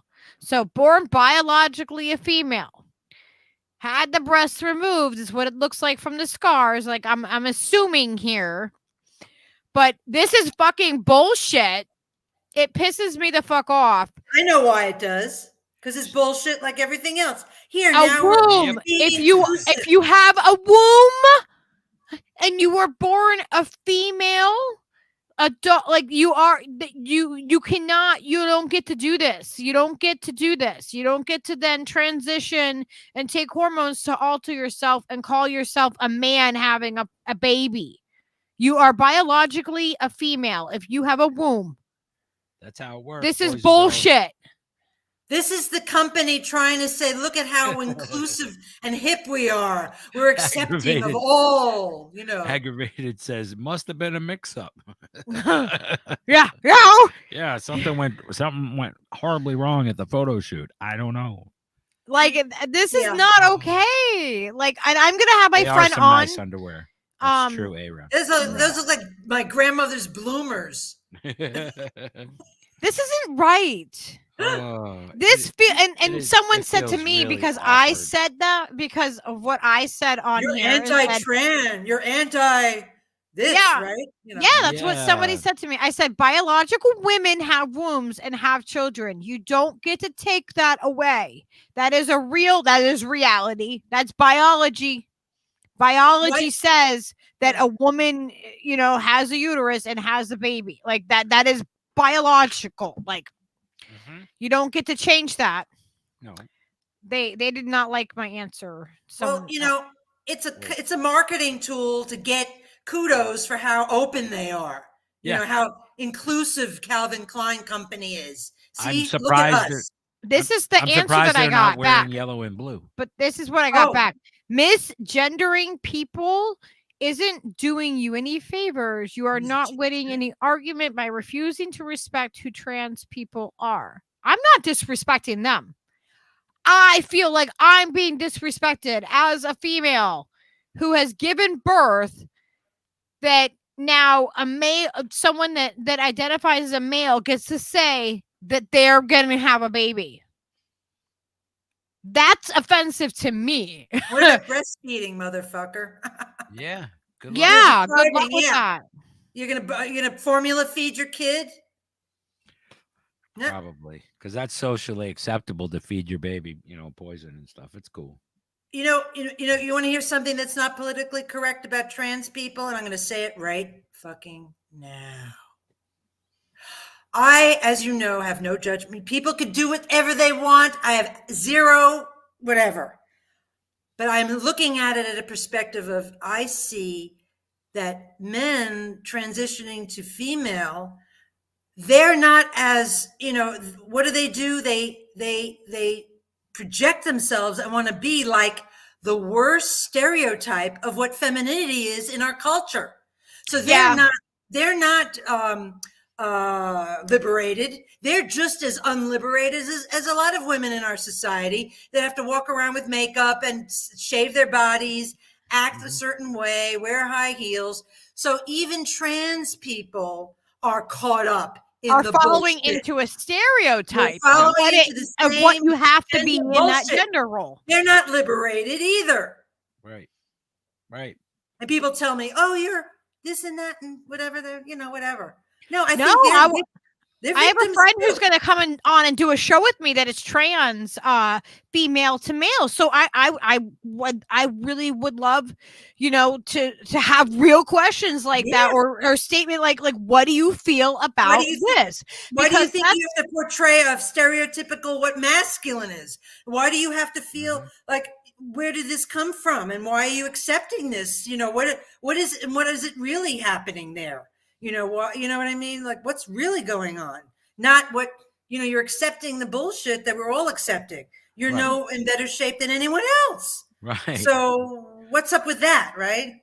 Well, and I asked my friend, like, because I was like, I really wanted. I have friends that have completely gone from male to female, have had the complete sex change, Adam's apple removed, like, years ago. Like, and I never saw that friend of mine as a male, always as a female, even before the whole transition happened. Just the whole energy and spirit of the person was always that of a female. Like, it was just, like, that's just who she was.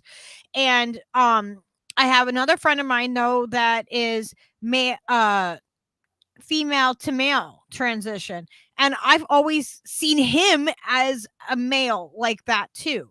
Same thing. But but what the difference is though, I mean, I asked because I want to know. I'm like, I understand it, I support you in it, but like, what is it that makes you, like, I want to know, like, because I feel like I am who I am in my body. Like, me, I feel like I'm a female and I'm in the right body. Now, what is it that makes it a different thing? As in, like, why do you feel that you have to become a male stereo? You know what I mean? Like, Right. the You're becoming what stereotype you of think what a male It's an is. illusion. They're accepting an illusion and a made up bullshit that we're all being oppressed But by. He you know, says and that they're he feels accepting like this as he's something they himself, think they need to be. but he But feels is like he is himself when he is in that, But with the part hormones, of he feels like if we didn't himself. have the male and female and all that, like, if we didn't have all this gender shit and we could just be pure people, who would we really be? If we could really self-actualize, whatever that means, and be who we could be in our purest sense without all the bullshit, who would we really be? What would we be thinking? How would we be connecting to ourselves? What would our sexuality be like? I mean, we're so far removed from that. Yeah. We are. We're What- conditionally removed from it, from Because- knowing ourselves, or knowing, having a subsisting community of people around you supporting you in decisions that you're making and choices and the way that you feel and understanding the way you feel and helping you grow and giving you advice and stuff like that. Like, that's how the world seems like it should be built, with those common people around you to help support whatever it is that you're choosing to do. You know what I mean? Like, I don't know. Like, It letting seems it like there's so much lost. Like, just letting consenting adults be consenting adults. Yeah. Like, I don't care what someone else wants to do in their bedroom with another consenting adult. That's none of my business. I have enough problems. I don't need to worry about other people. Right. It's like, gives a shit. But the whole trans thing is fascinating.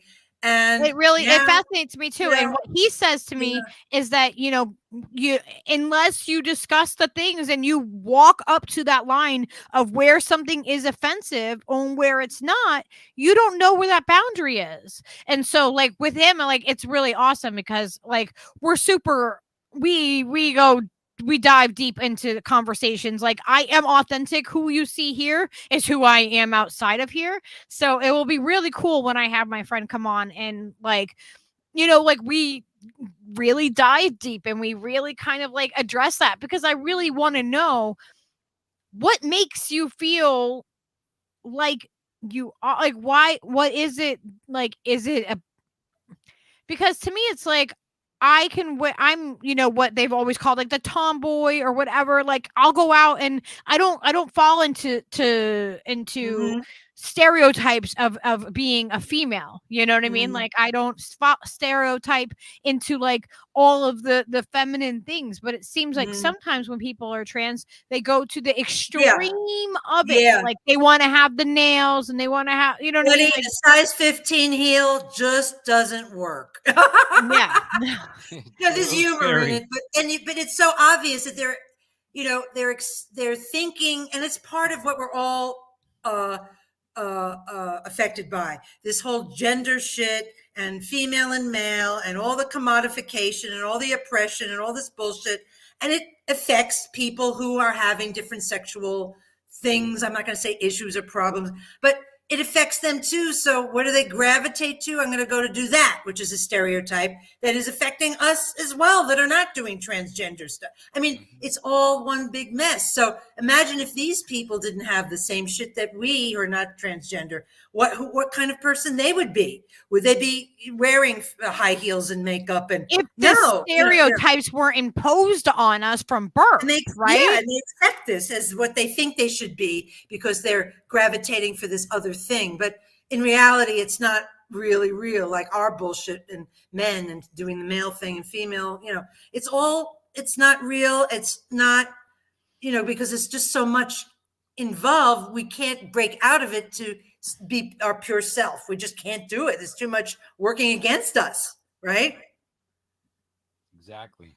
I think so. And I think that like there's so many social norms that are just kind of like imposed on us that like, Abnorms. girls wear pink and boys wear blue. And sometimes girls wear boys' clothing, but boys can't wear the girls' clothing. It's like, no, fuck that. It's that conditioning. Like it's that they do that to us from birth, and like how, and like it seems like, I just want people to just be people. Wear what you want. If you're comfortable in a certain type of then wear it. Like, and you know what? At the end of the day, when we take our clothes off and take our makeup off, we're all on the same playing field. So right. we're born naked.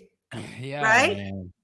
That's the thing. Everybody's born naked. Everybody's just Pure. a person. If you approach people like they're people, you'll have a human connection. 99 times out of 100.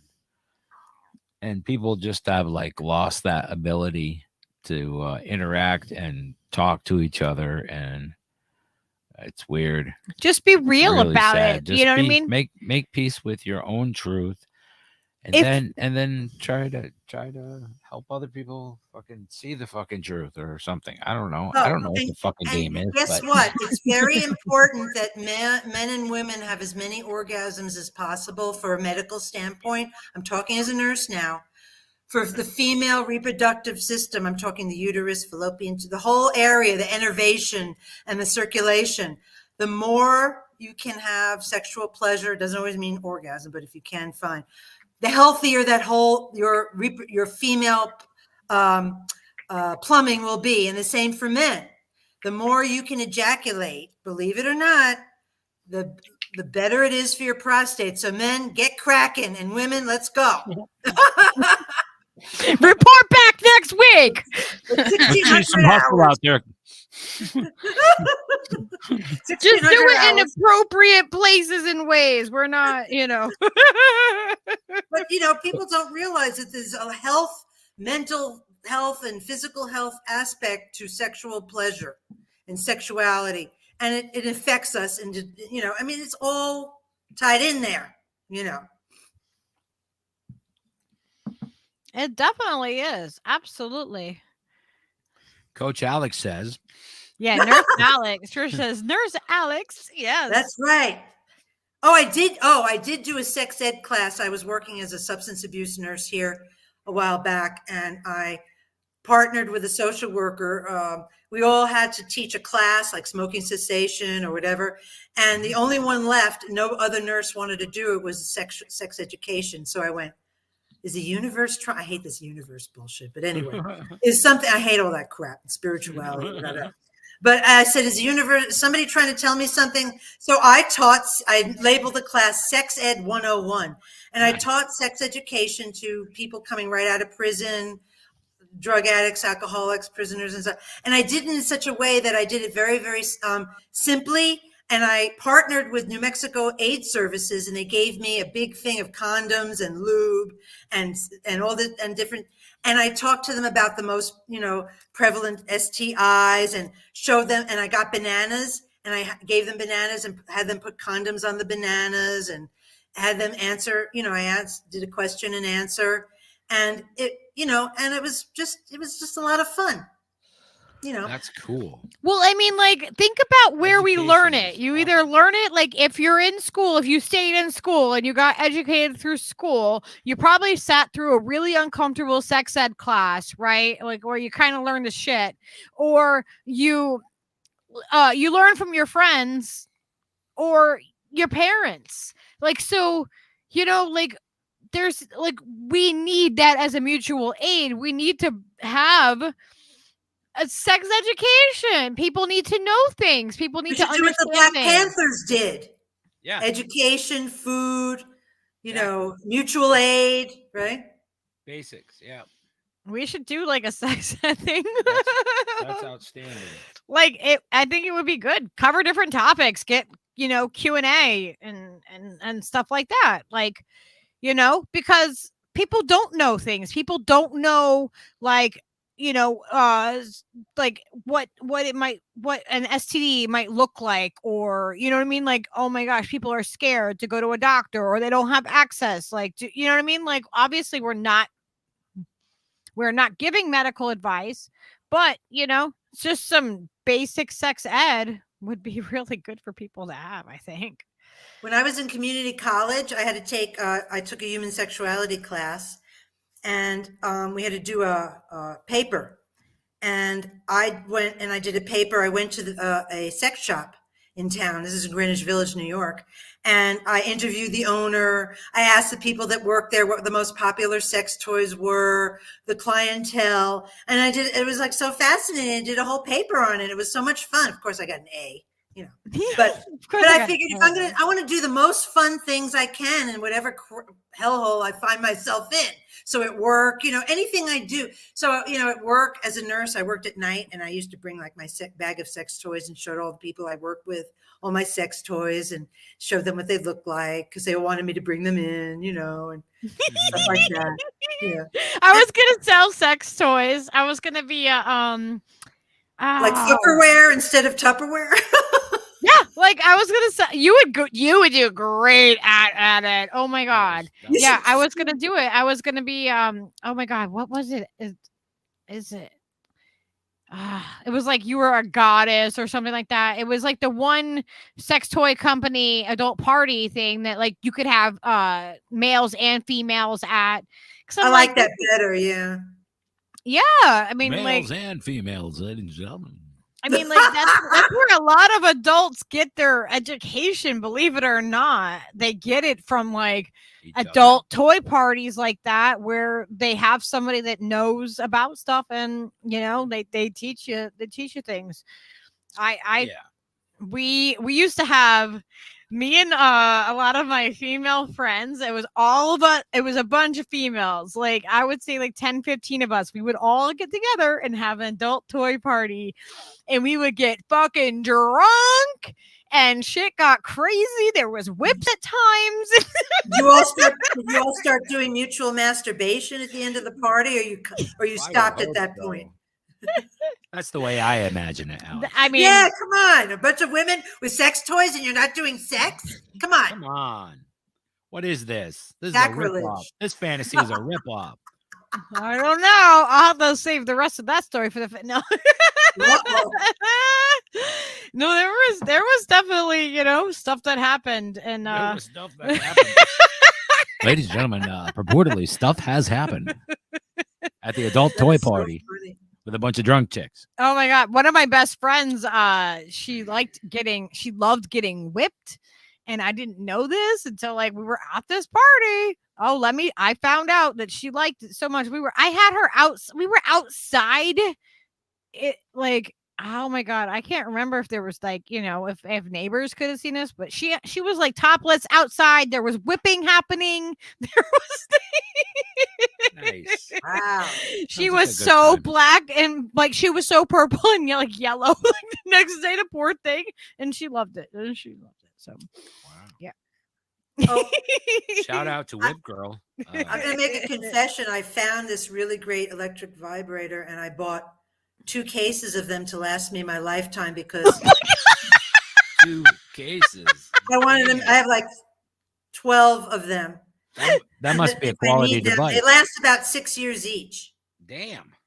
Wow. So just to make sure I had enough. That's hardcore. Drop the link in the chat if you would.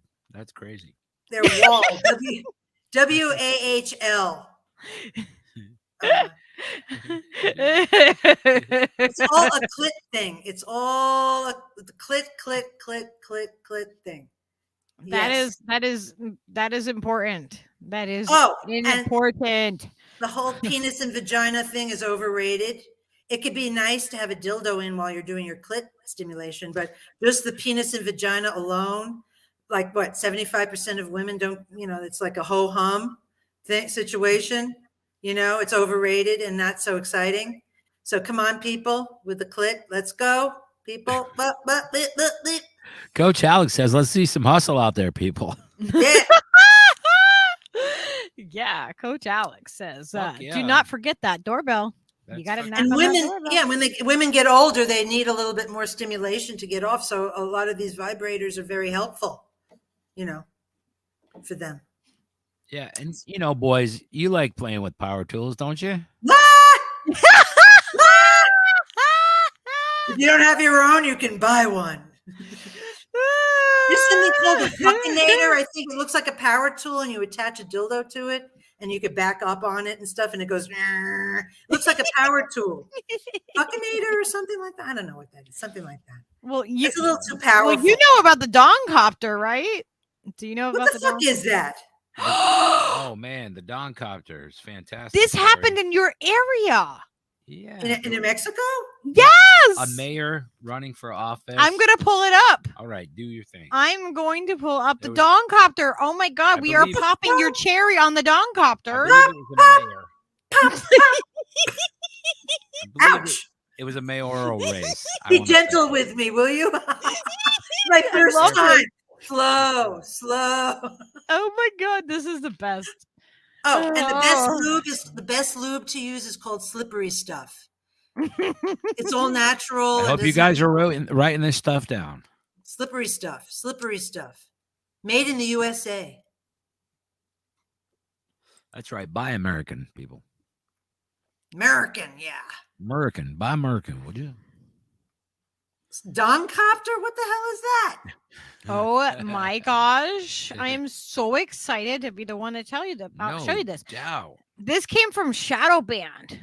Of course. He pointed it out and was like, It was the New Mexico mayoral campaign thing. Now we've actually had the dude in the Slow News Day chat, like his buddy that was there with him when it happened.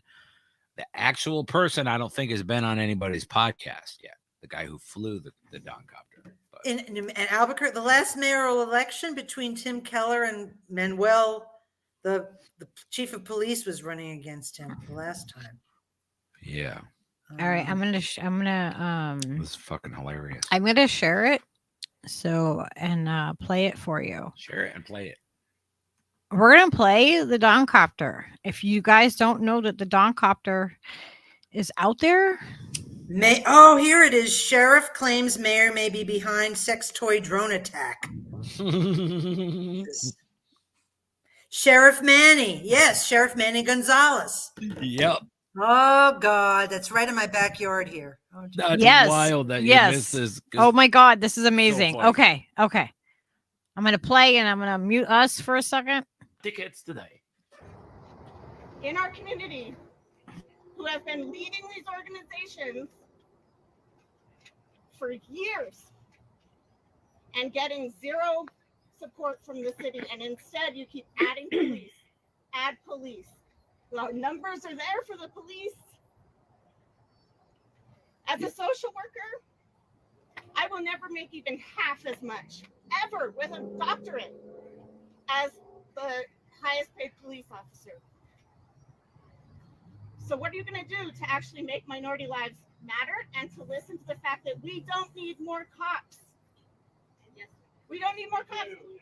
Okay, I'm that's out fine. there. Let me answer the question. Hold on. Let me I'm answer out the there question. delivering diapers to poor families who would otherwise go have to steal those diapers.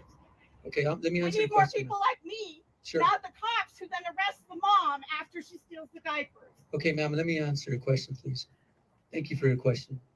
So what I'm going to do is the same thing we've been doing for about 20 years. We have social workers working at the sheriff's office. So it's really to be educated and educate yourself. So we already have them.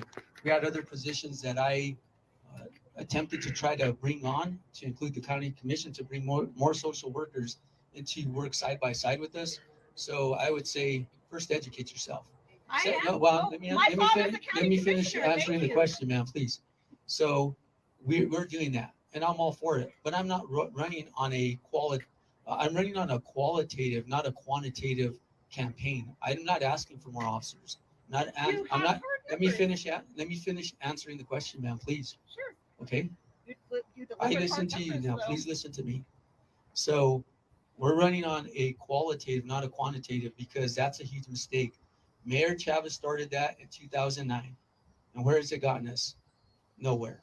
Because what it's done, it's compromised the integrity of the police department, because they're willing to start overlooking IA cases, and it doesn't do anything good for the people. So for me, I'm not running on a qualitative. I'm running on a qualitative, not a quantitative message. Okay.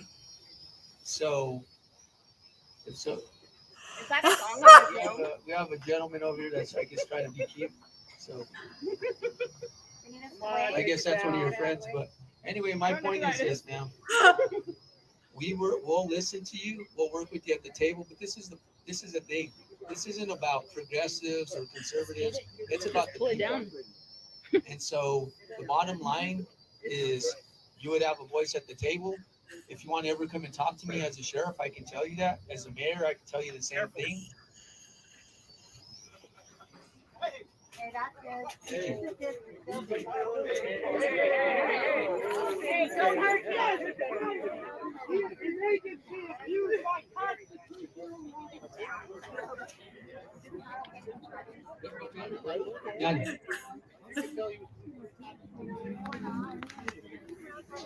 Check in for fire, guys. Yeah, go ahead and walk away from the stage, please. Go ahead, Art. I don't know what that was. Okay. We need you guys to leave. I don't know what that was. This guy's a pedophile.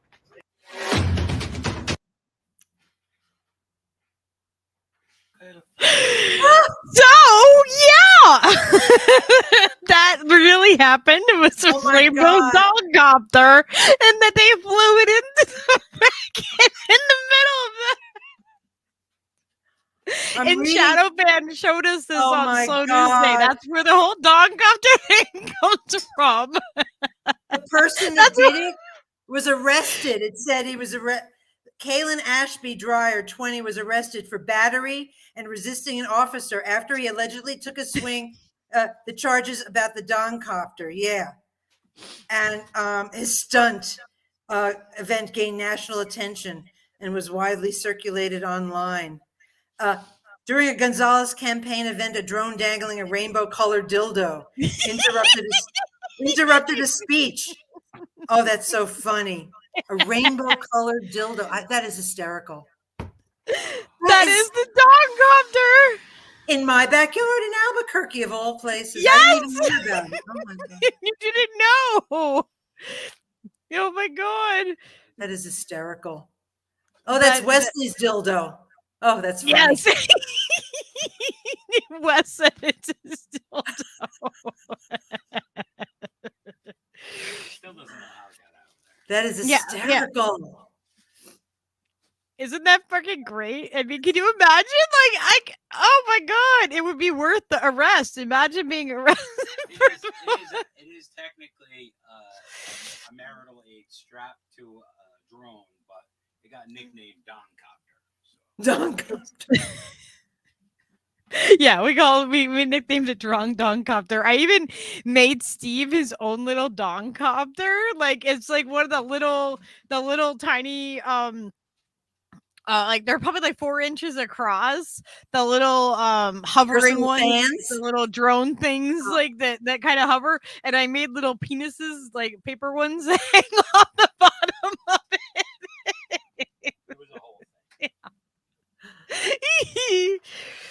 Oh my god. Shadowban, you have to tell Shadowban refugee that you saw the Dongcopter video. I will. Oh my gosh. Oh my gosh. Oh. Long Dong Silver. I always think of that guy. Remember him? Long Dong Silver. These men have such giant penises, they never can get an erection. You have to feel sorry for them. Yeah, that's got, it's really weird. Was it Shelly? Was it you that said the other day? Someone was saying that historically, like, it wasn't like sought after as like a big penis wasn't something that like was like sought after. It was actually the opposite. It was the actual like, opposite effect. Like it was like they didn't want big penises. Like how small is your dick? It's not the size of the ship, it's the motion of the ocean. Correct. The average vagina on a woman is only 4 to 6 inches deep. I mean, Yeah. Where you Where's the rest of that going? yeah.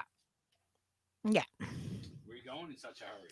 Yes, it was you, Shelly. I knew it. I knew it.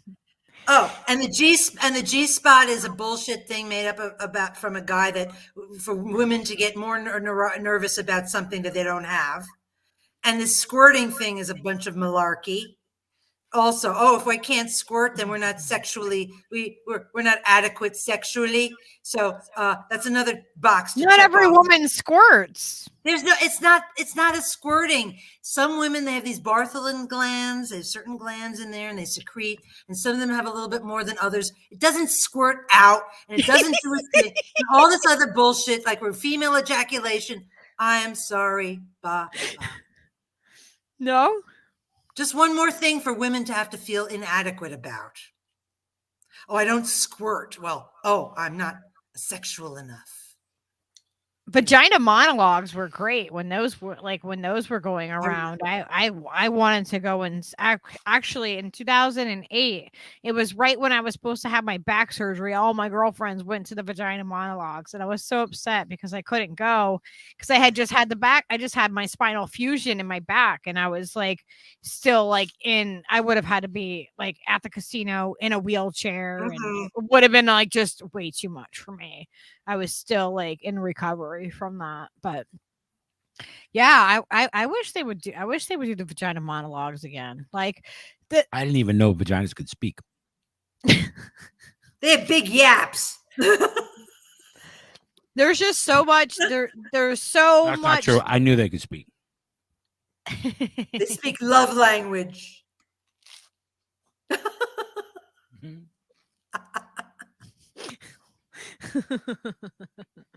Do you know what my mother did once? Like in the 70s or 80s, I don't remember. It's all a big fog. We went to this place. It was called the Guerrilla Women. They were like a bunch of radical feminists in New York, and they believed in taking control of your body and your sexuality. So we went into this group. My mother would always bring me to these things. And these women, there were a bunch of them, would take their clothes off from their bottoms down. We were each given a plastic speculum, and we went to these different women, and we put a speculum in, and we looked to see what their cervix looked like. Is that interesting?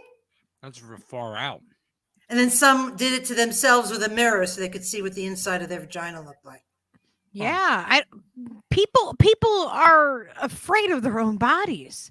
And Yeah, a lot some of people times don't even look at religion them. makes you just terrified of it. Like, oh my gosh, like you can't even touch yourself. Like that is a natural thing. You should know your body. You should be in sync with your body. You should know your cycle. You should know what's happening with you. Like get to know yourself. Getting to know you. Yeah. It's something that it shouldn't be like this. Some like everybody has, you got one or the other. I mean, like Or typically, both. or you Sadly- have a bonus. I sadly- mean, I've come seen that. on. Sadly, it's the surveillance state singing that song. And Getting to know you. Yeah. people. Oh my God. themselves. Thank you, Oh, Aram. I know. I'm so glad you came on. We talked for like a few minutes, just like, all right. She's like, what do you expect from me, Lucky?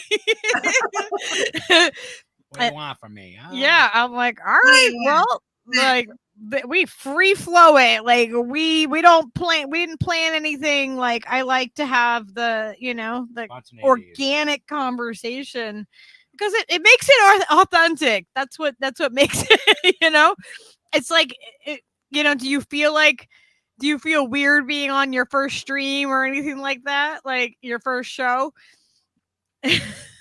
This is like being, well, I don't see the chat while I'm on here. I didn't toggle back to YouTube. So it's just like hanging out with a bunch of my friends. Just Yeah, right? and stuff. You know what I mean? It's just so refreshing to talk about this, but also to be seen now that we're, part of the family here and and other people to do that too. So it's just another way of connecting more. And it's just a nice feeling, Yeah, it's really nice to know like the sentiment and like to hear the person's voice and get to see them. It's like I don't know, it's the same way as why we feel like comfortable with people otherwise that we see like on other streams and stuff like that. Like it's like when we see Rome on all the time, right? On RBN, and then like to actually have them like face to face, you know what I mean? On a stream. incredible. We talk for a minute. It's good. I know. I surprised Lady Alex with Rome. Well, With Rome. I know, right? What kind of first stream? We popped your first stream cherry with Rome and Noli D. I mean, I did. Oh, I forgot to leave it. I left out something. I did the swingers thing. You've heard of swingers? Oh yeah.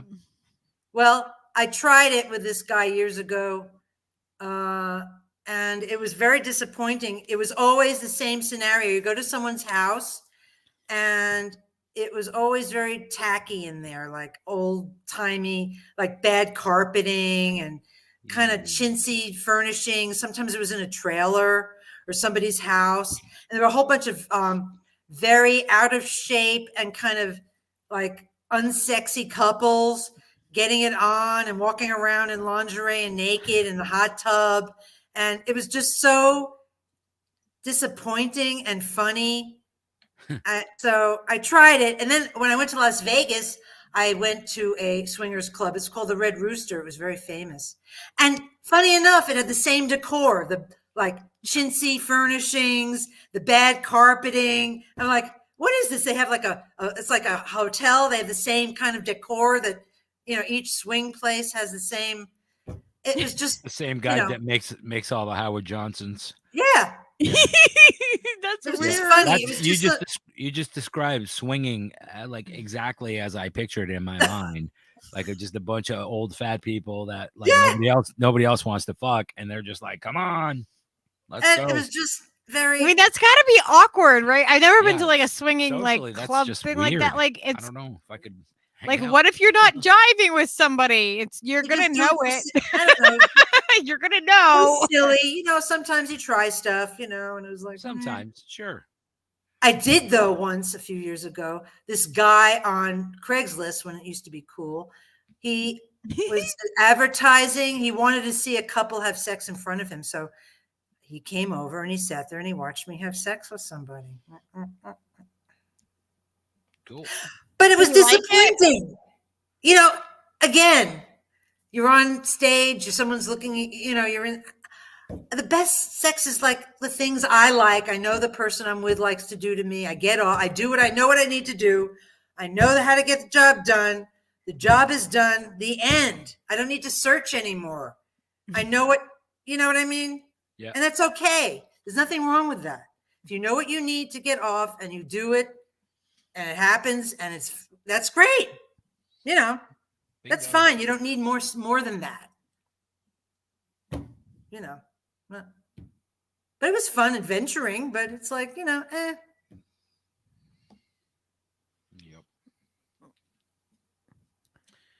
Yep. Oh, Noli D is on a call right now, Aram. That's why. I know. I still have her picture up there. I can take her off if she's. Hey, I gotta go right now. So, I just want to say, I think we're gonna wrap up. We're Steve, almost. I love your music is very healing. Even though I know I saw the Dead 25 times. That's Anyway, amazing. I'm I so did. jealous. I was with a Deadhead for years. He was on a motorcycle, and we had. You ever hear the Fabulous Furry Freak Brothers? You know that Yeah, comics. Yeah. I had Fat Freddy's cat on the back of my motorcycle, and he had to steal your face on the back of his. And we went to all these Dead shows, and we did the whole Dead thing. And I don't like the Grateful Dead, and they're okay, but but I mean, and I did that whole thing, and yeah, but yeah, it was just, but your music and your way of interpreting that, and these other music things that I love, and the songs, it's very uplifting, it's healing. And it's very, you're giving yourself of so much of your personhood and your yourself out there to whoever is taking it in. And it's very wonderful and appreciated. I just want to tell you that. Well, I appreciate that. And thank you for listening. That makes me, that warms my heart. Thank you for the kind words. Very, yeah. Very therapeutic. Well, you're gonna have to come on to Steve's show too and do a music we can one. talk music and talk music and all that. We love having Sugar you guys Magnolia on. blossoms blooming. I'll do the Grateful Sugar Dead. Mags is my favorite song. I love Sugar Mags. Oh, my baby down by the river. Do you know that Bob Weir threw roses to me at a concert? See, that's Bob Weir knows Leo. Bobby fans are people too. Okay, I just want everybody to know that. What are fans? Bobby. Bobby fans. Yeah, Bobby fans. There are Bobby The fans. best. I'll go before I go. The best Dead show I saw was 1985, Folsom Field, Boulder. University of Colorado at Boulder. Yeah. 1985, the Dead's 15th anniversary. 2 shows in a row. Warren Zevon opened both nights. Sick. That's killer. And they all sang Werewolves of London, and it was just fantastic. So They were fire in 85. Shelley's brother was friends with Bob Weir. That's fucking nuts. Yeah, there's so many connections of people that I know that are like our old drummer, a guy who just happened to play drums for us for a fucking minute. Jim Walsh worked for Nobles and Cooley, this drum company that Billy and Mickey from the Dead wanted a drum set from them guys, so he brought the pieces out to them and stuff, and he got invited out there for Mardi Gras, whatever. And on New Year's, he went out there and caught the New Year's show, and we were playing New Year's and the night after. And the night after, he brought the fucking snare drum that Billy had played all night back and let our drummer play with it. That because he wasn't playing with drums with us anymore. So there was all these weird Grateful Dead and peripheral Grateful Dead people. Well, I mean, we know the guys from Max Creek. Steve's played with them, that too. I mean, there's just a bunch of connections through Ed. Steve's played with Ed Mann. You know what I mean? From Zappa. It's pretty great, freaking cool. We know the guys from Telefunken that do the mics and all that. Yeah, it's really freaking. It's there's a really network neat of people that are all kind of connected and this one knows this one and that one. I did have sex with let's see, Joe Cocker's roadie. Joe Cocker's roadie. Shout out! Wow, big shout out. That's claim awesome. to fame. That's amazing. That's amazing. So you were technically a crew slut for a second? Yeah. Right on. Right on. Oh my gosh, this has been so much fun. Oh my gosh. So we have to do it again. And thank you everybody for coming and watching, because man, we had fun. I hope that if you came in late, you rewind back so you can see Unholy Rome from Revolutionary Blackout Yep. Network came on and joined us, and Noli D was also here. And if you don't know them, you should go over and subscribe to them. I'm pretty sure you probably do now. An amazing lady, Alex. Thank you so And much. I Lady love you Alex, all. yes, this will not be her last appearance. I love you all, everybody. You're fantastic, and just keep on buzzing. Yeah. Yeah. All right, I'm gonna play our outro song. Peace out, Girl Scouts. Ooh-doo-doo, where is it? Oh, look at that. There's a squirrel. Okay. Oh, there it is. All right, we're gonna play this. Love y'all. Later. Hydrofield cuts through my neighborhood. Somehow that always just made me feel good. And I can put a spare bulb in my hand, light up my yard. Late at night when the wires and the walls sing in tune with the din of the falls. I'm conducting it all while I sleep to light this whole town.